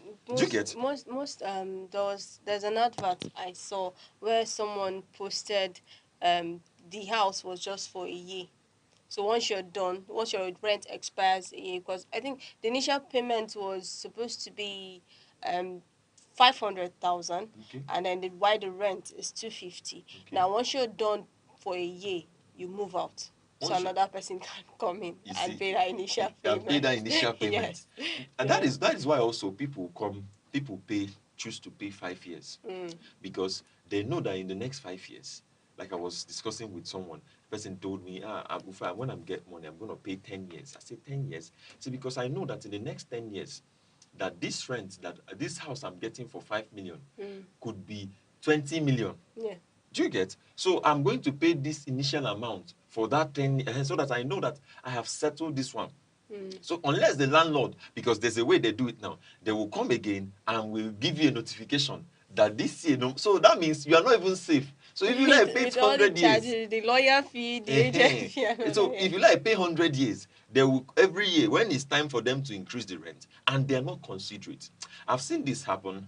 If also when many years ago, I've seen this happen with students in a student area too, where landlords hike prices. They just Yeah. wake up one morning and come to you and tell you, we are increasing this rent, and if you don't want to stay, just go, because they know that other students will come in. Yes. That being a problem has affected many students. And from one of the stories I heard, that led one of the girls and to get into a relationship which she should not have gotten into, just because of one not making sense hiking of Rent. rent. And it does not, it tells on the young people much more as it tells on the Nigerian citizens. People will just choose to go and buy land and just construct anything without having the safety measures that they should apply. So that is a problem for real. That is really, All really a right, problem. it's quite inspiring listening to you, talk about the housing issues in Nigeria in this way, and this is something that affects the generality of Nigerians. And a number of times we've cited inflation as part of why the cost of rent in Nigeria has gone up so high. And when one begins to look further, you see actually yes, those who are building, who are into real estate, often cite the cost of material. For example, the price of cement in Nigeria is 10,000, 10,500, depending on the brand of cement that you want. And when you look at the price of rod, that is used in construction, and you can get them depending on the millimeter of the iron, you understand, that you need for construction. And when you look at, if you are doing a decking and all that, you'll be looking at something like upwards of 16, 15, 16 mm rod, for you to be able to build. And what's the cost of rod in Nigeria? You look at 9,500 to 12,000 naira, and you know the quantity that one need to be able to raise a good structure in Nigeria. But what does this naturally tells you about the cost of things in Nigeria? Because these things have they have recurring effects generally, And when you ask the manufacturers of this product, what would they cite? They will cite expensive cost of haulage. You understand? So this in itself, at the end of the day, has a way of trickling down to the rent payers and leading me to asking one critical question. That does not mean that, yes, I hold government accountable or to say that they are not doing enough, but there's an aspect where I can tell you that government is not doing enough. And growing up, we realize that in Nigeria, there is what you used to see as a housing units, perhaps for civil servants, But in these days, most governments across the subnationals and even the federal government, I ask, where are the housing development units in Nigeria today? Those GRAs were quarters that were built for highly placed government workers that were inherited at the expiration of colonial rule in Nigeria. But did we maintain that culture? When you go around Ikoyi, for example, or even the Bodleian, apart from the houses that has been bought over by the might and rich in Nigeria, you look at what the GRAs has done to. It's no longer a high maintenance area as they used to be in some of the cities when you move around, given to maintenance culture and the cost of things generally. But the point I'm trying to make is that the state governments and the federal governments are no longer building, for the masses in Nigeria who face construction of roads as the end thing. Why is it that the government no longer build housing units, perhaps for civil servants? And I tell people that when you have enough housing units for civil servants, that will create a vacuum, for other people to be able to fill in and have accommodation. in Nigeria. But when you look at the cost of housing across, not just, look at Southwest, for example, when you look at the cost of housing in Lagos, travel down to Ekiti, Ogun, and you come to Southeast Nigeria, look at the prices of house. I listened to you speak to what they call, when it comes to a self-contained apartment, it becomes very horrible that somebody is, would take such an exorbitant amount. And in some places, a self-contained apartment, it may be up to 1 point something million, depending on location. And what does that tell you? That indeed the housing deficit in Nigeria is so huge and wide, and it's been data available points to the fact that it gets up to 28 million, in deficit, the number of housing that you need before we stop talking about what we are saying. And naturally, people will want to take advantage. And when I've cited the cost of materials, the cost of living in Nigeria, and you have landlords who see these buildings, these apartments as a business, and they would want to make excess profit from it for them to be able to balance the equation. What's the cost of energy in Nigeria? These are the things you check. At the end of the day, they are applied to these rents. And again, it now points me to what the information that the World Bank has released as to concerning Nigeria in terms of population. They are estimating that by 2050, the population of Nigeria will be well over 200 million. And what would that tell you? That this issue that we are talking about won't be solved. What you will see is that there will be a lot of urban slums across the regions in Nigeria. If we do not have enough housing for the populace, being that we are still rumored to be around or well over 150 million in population, what will happen when the population now, grows exponentially beyond 200 million? It now becomes that the situation becomes even more worrisome and worse than what it is now. People will no longer see accommodation that way. So the almost lies on government to begin to work towards providing cheap accommodation for the masses. What happens to these various, you will see empty plots of land that are given away to all these real estate developers? Why has government removed hand into such investment? And we are told, when you look at the fundamental duties of government, beyond the protection of life and property, another thing is to what? Make provision for the welfare of the people. So that's very important when we look at this house. When we look at this housing issue in Nigeria, it's very worrisome, Yeah, and the fact very that it will worrisome. continue to grow worse beyond this. So all efforts should be the generality of the people beyond the government. There should be a concerted effort for us to look into this situation. And I hear you citing the agents who would want to take advantage. Is human nature. Avarice is human nature. People would always want to take advantage. And I have quoted data for you, data for you to see that this situation will be worse off in nearest future, and you will still have individual who will take double advantage of people. You continue to see, instead of the prices of housing, reducing, where the houses that are being cut for 1 million or 600 naira for a room apartment, you will see them, doubling up over time. So it's more worrisome, and this is where government needs to step in, because I believe that, yes, beyond the protection of life and property, that it is the responsibility of government to see to the welfare of people. And the generality of Nigerians are suffering when it comes to housing issue. And this is the same across the regions. We've cited the eastern Nigeria, and when you even go to southwest Nigeria, it's even more worrisome as well. And I tell you that the northern part of Nigeria is not left out. When you cross over from, even from Lokoja, going up to Abuja and Kaduna, when you hear the high cost of houses, then you may be, you may really understand that is a general issue in Nigeria. Even Delta That, State. yes, so if all hands are not put on deck, it may be a serious challenge, especially in view of the information being released by World Bank as to the population of Nigeria growing upwards of 200 million beyond 2050. So it becomes more worrisome, and we'll need to really do something about it. Yes, of course, of course. All right, thank you very much for that. Now we'll be taking a look at most trending stories in Nigeria. Now we're taking the story on Anambra State. Anambra governor is on a market for 1 week over sit-at-home order. Soludo orders security to lock down the massive Onitsha main market, one of West Africa's largest, for a week after most traders skipped work Monday to follow sit-at-home order linked to IPOB's demands for Nnamdi Kanu release. The governor called it economic sabotage, vowing similar penalties for those markets that close, with losses estimated at 8 billion naira daily for Anambra. Supporters cheer the push for business recovery, while critics and IPOB backers decry it as overreach, leaving traders caught between state orders and fears of reprisals as heavy security deploys. Well, this is something that has been on the forefront of the Southeast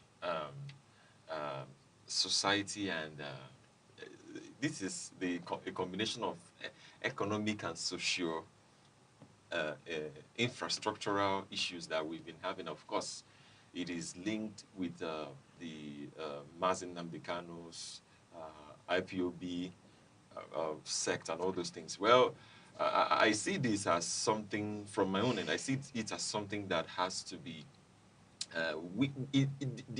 there has been this issuance of order that sit at home is no longer um, an exercise we should take. This is affecting the Southeast economy, and not just the Southeast economy. This is also affecting businesses as well. Looking at what the governor, and from the fact that Onitsha market, main market, is one of the most interesting places. Like, it is a hub of market in the whole of Africa.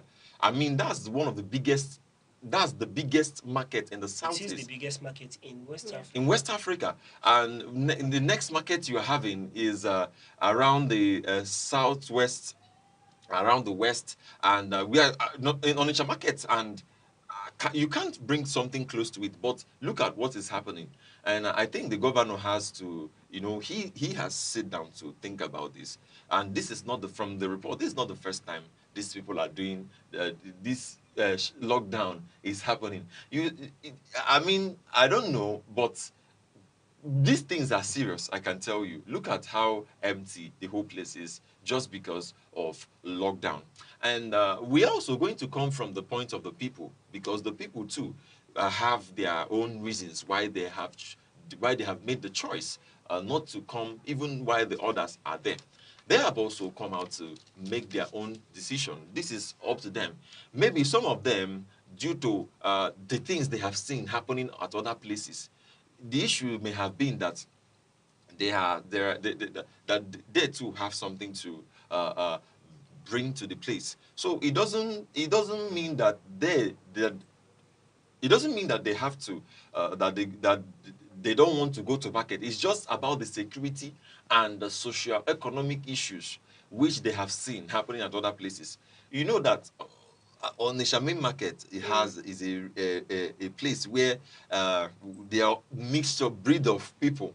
Mr. Che, you Oh, can follow that too. when we're looking at this issue, for the governor to come up publicly to declare closure of that market, being For that they've been 1 encouraging week. people to come out, to stop observing this heat at home. But there's an angle to this issue. When you have an unconstitutional authority or an unelected authority, that has assumed the position of a moral authority over people, give an order and people continue to obey. This time around, it's no longer due to the enforcement of the unknown government, in quotes, but in principle to the conviction of the people.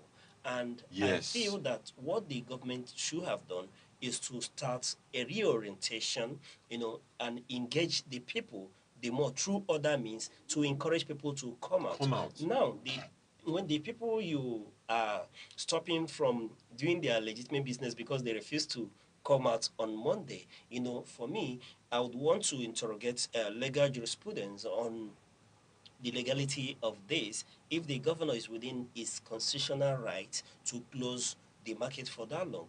But be that as it may, when we talk about sit at home in southeast Nigeria, this is something that has drained the economy of the Southeast. And a lot of highly placed individuals have been crying about this situation for long. Look at the amount that is said to be lost in, 8 billion in just one day. And then you now begin to imagine, is it a situation where the governor is wanting to solve the situation, killing an ant with a sledgehammer? If we're losing up to 8 billion, in that market in one day, then it now leads me to ask the question, what really convinces the people to stay away from this market on Monday? And that should be the issue. That conviction is what government should tackle from under. One thing I know is that this process that the governor has, instituted by closing the market, that when challenged by the generality of the people, we may see a situation that will deteriorate beyond this. And one thing with, where you have, let me use the word, a mob action, is that actions like this will spur a mob into more action. But be that as it may, the governor for me, yes, he's the governor of that state. And one thing I know, the Onitsha traders, is their love for their business. Yes. So what the Their love for their government and the business. governor should tackle is that conviction that forces them to stay away On Mondays. on Mondays, and find out how other states have tackled the same issue. Like I know Enugu for a has fact, tackled. I know for a fact that in Enugu, you no longer have issues. You no longer have issues like this. You no longer have issues like this, in Enugu State, and perhaps even Abia State, though I've not really gotten the total information coming from Abia State, but I expect that the governor, as a professor, should, study other states and see what they've done and how they will handle the scenario, the situation without it deteriorating.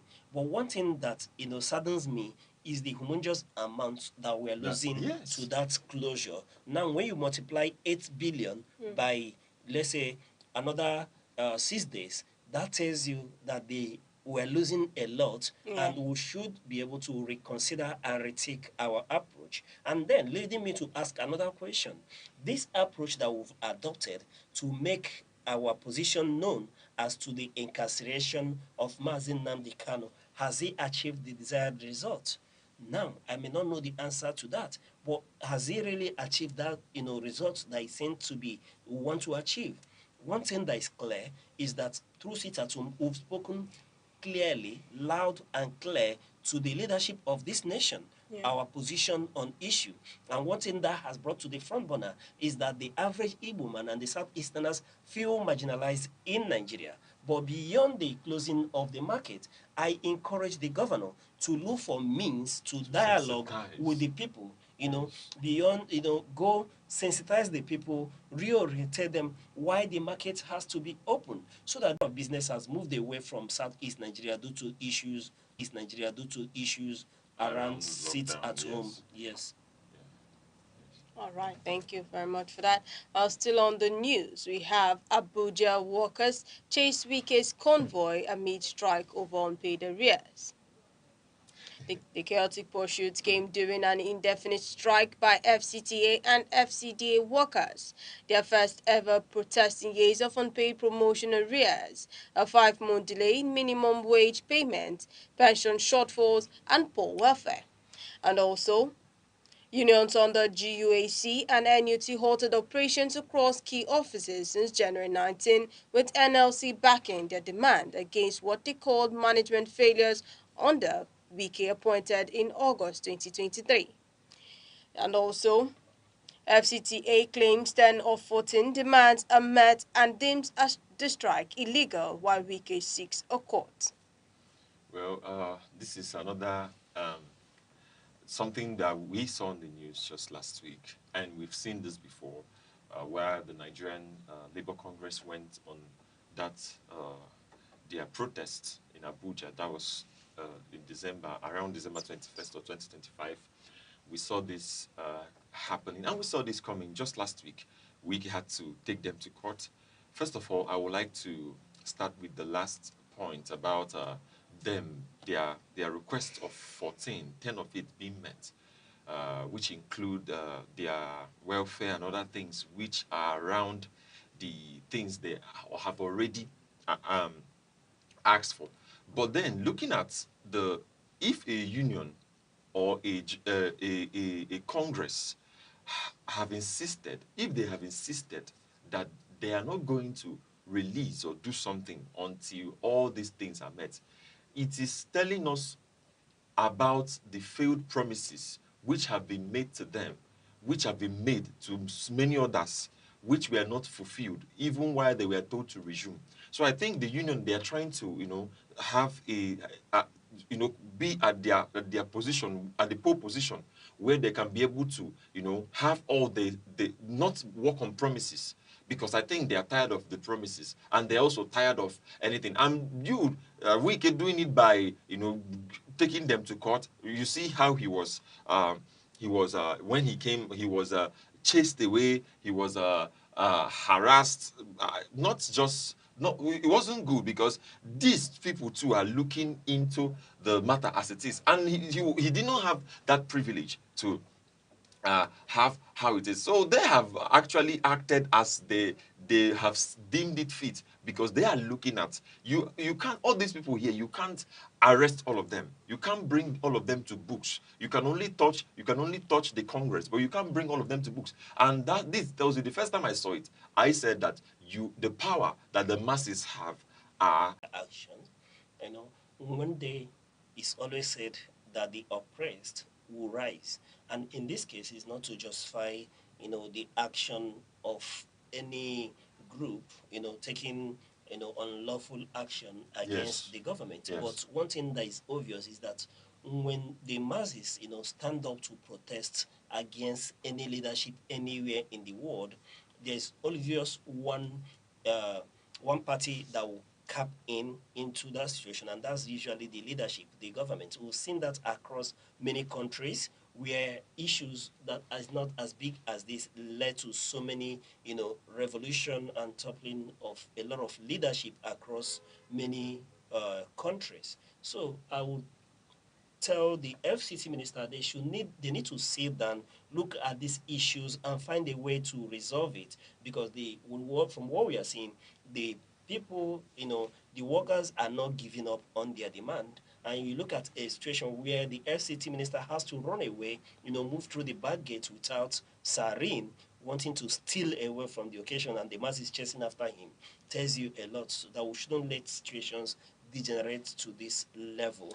There is much to be achieved through dialogue.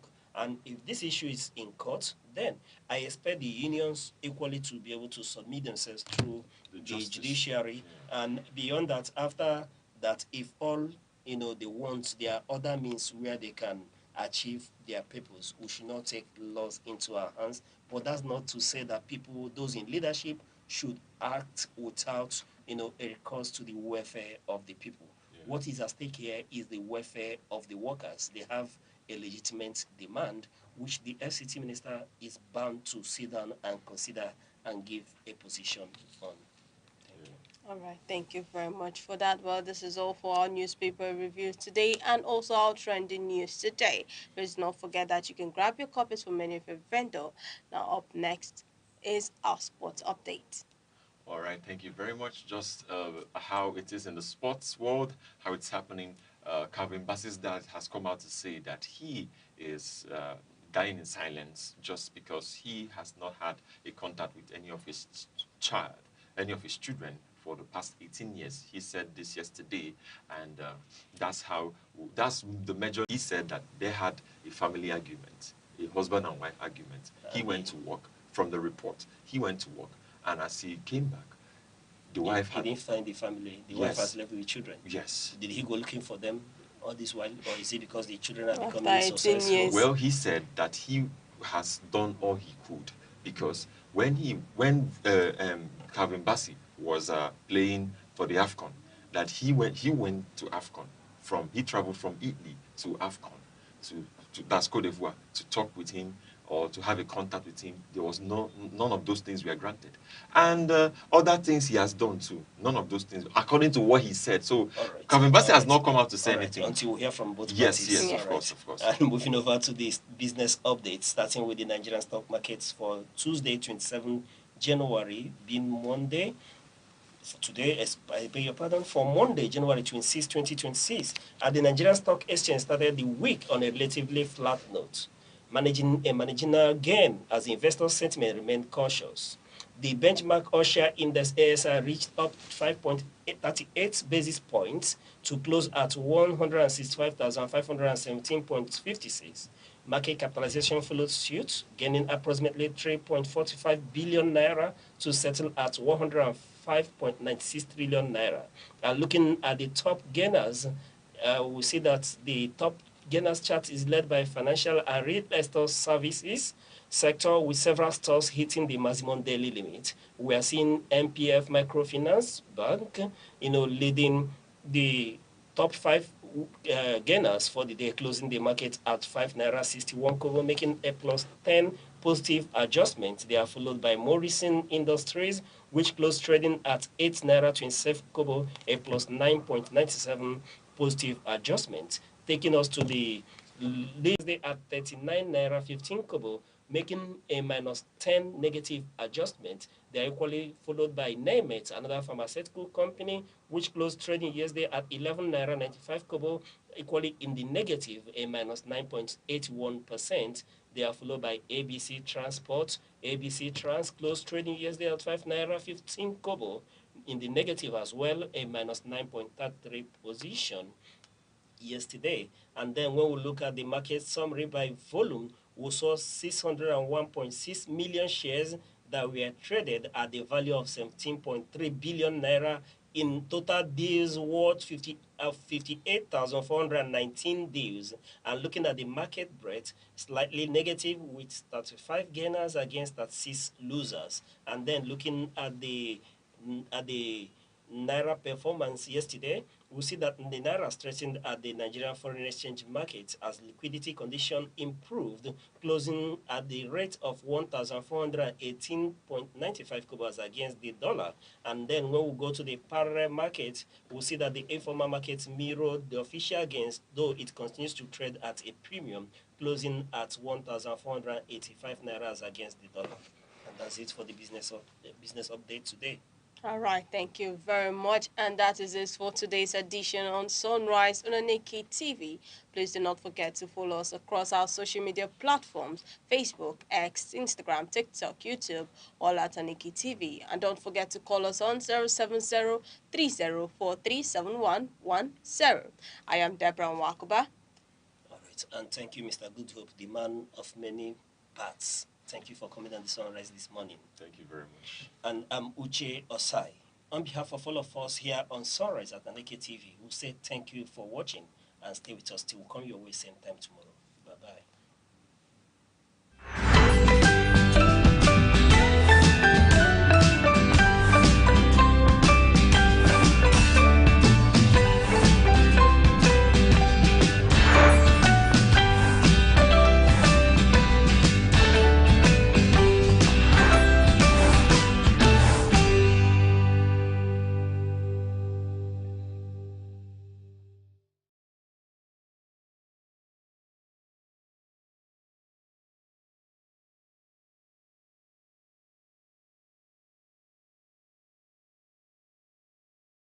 Corruption in Nigeria is not limited to isolated scandals.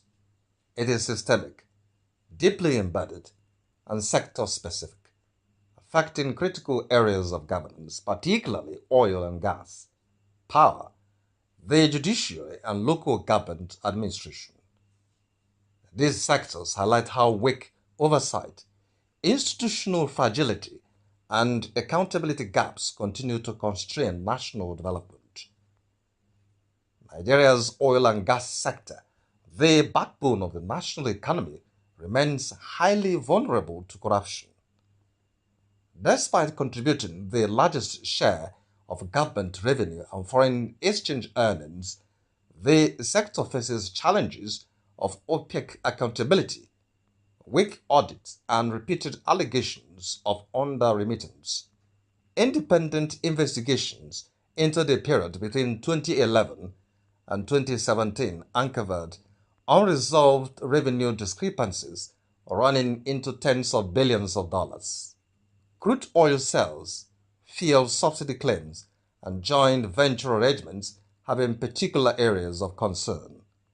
While reforms like the commercialization of the Nigerian National Petroleum Company Limited and the Petroleum Industry Act were designed to improve transparency, implementation gaps persist.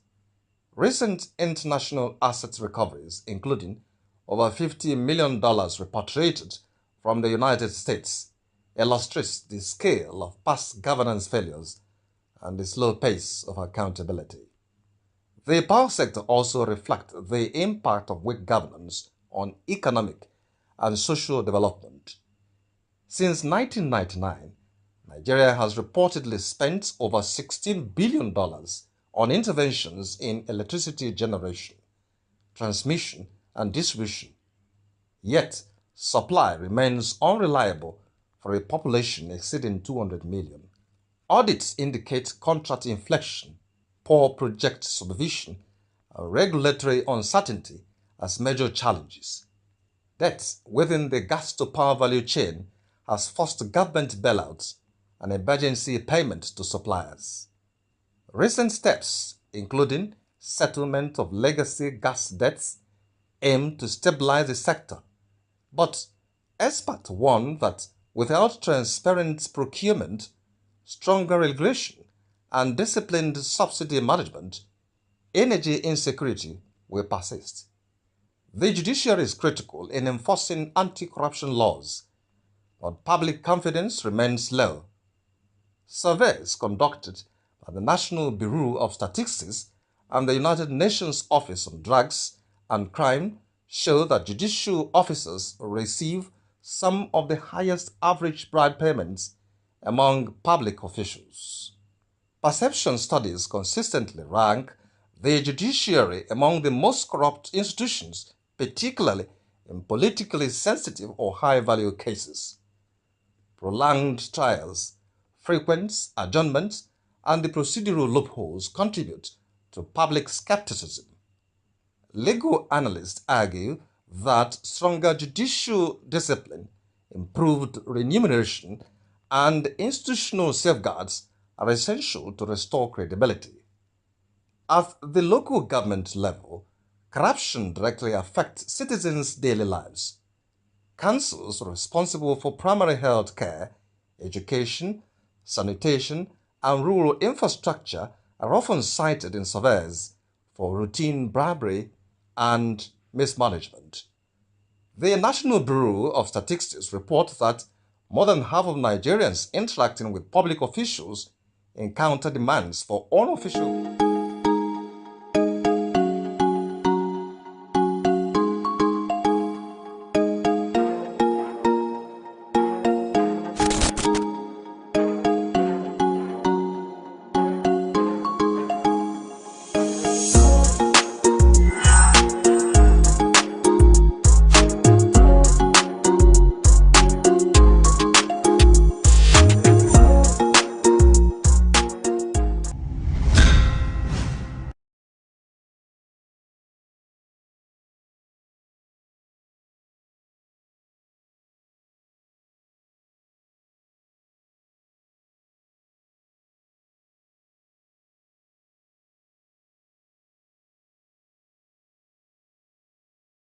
Thank you for joining us today on the Insight and Happy New Year. Before we proceed into the program proper, we apologize for rescheduling from the usual time. And ladies and gentlemen, as we step forth into 2026, and here on the Insight is a special one. Ladies and gentlemen, as 2025 fares into history, Nigeria stands at a crossroads. Did we redefine our destiny or merely unmask our deepest fractures? From Tinubu's tax reform, sparking cost of living fury, to Atiku and Obi's mega party plotting a 2027 upset. Rivers State's governance implosion, US airstrikes shattering sovereignty on Christmas Day, and relentless abduction hurting the North. Today, we dissect the key takeaways, demand what must change, and define unbreakable priorities for 2026. And joining us today to x-ray the mega shifts and 2026 battle plan is Emeka Odom, journalist, development communication expert, and public affairs analyst. Sir, it's a pleasure to have you on the Insight. Thank you so much for having me, and Happy New Year to you, and Happy New Year to your viewers. Thank you. We're excited, you know, being that it's 1st of January 2026, and here we are. And instead of being somewhere celebrating, you're here with us to set the battle plan for 2026. But I want to ask, before we go into the discussion proper, for you, what are the key takeaways from 2025 in terms of security, politics, economically? What are the key takeaways for you? Okay, yeah, thank you so much. Everybody, I'm sure you will agree with me, and so will every other person do. That the year 2025 was an eventful year in many aspects. Of course, first and foremost, we must be very grateful to God Almighty for granting us life, not just life, life that is full of good health, because we cannot be oblivious of the fact that there are many people who probably would have wished to move into 2026, but unfortunately they are not able to, not because of any bad thing they have done. Um, Again, also, there are a lot of people also who have crossed into 2027, but may not have the opportunity, to move freely, either on, as a result of incarceration or incapacity. So if you are enjoying the freedom and the ability to move around very freely, move your legs, go where you want to go to, begin even before you begin to aspire or begin to look for other things, I think first and foremost you need to be very grateful to Almighty God. So also, in that respect, we're also grateful to God that our country is in one piece. We must not take that for granted. There are just this morning, I was watching a piece on CNN, and I saw many countries, particularly some countries in the Middle East. If you go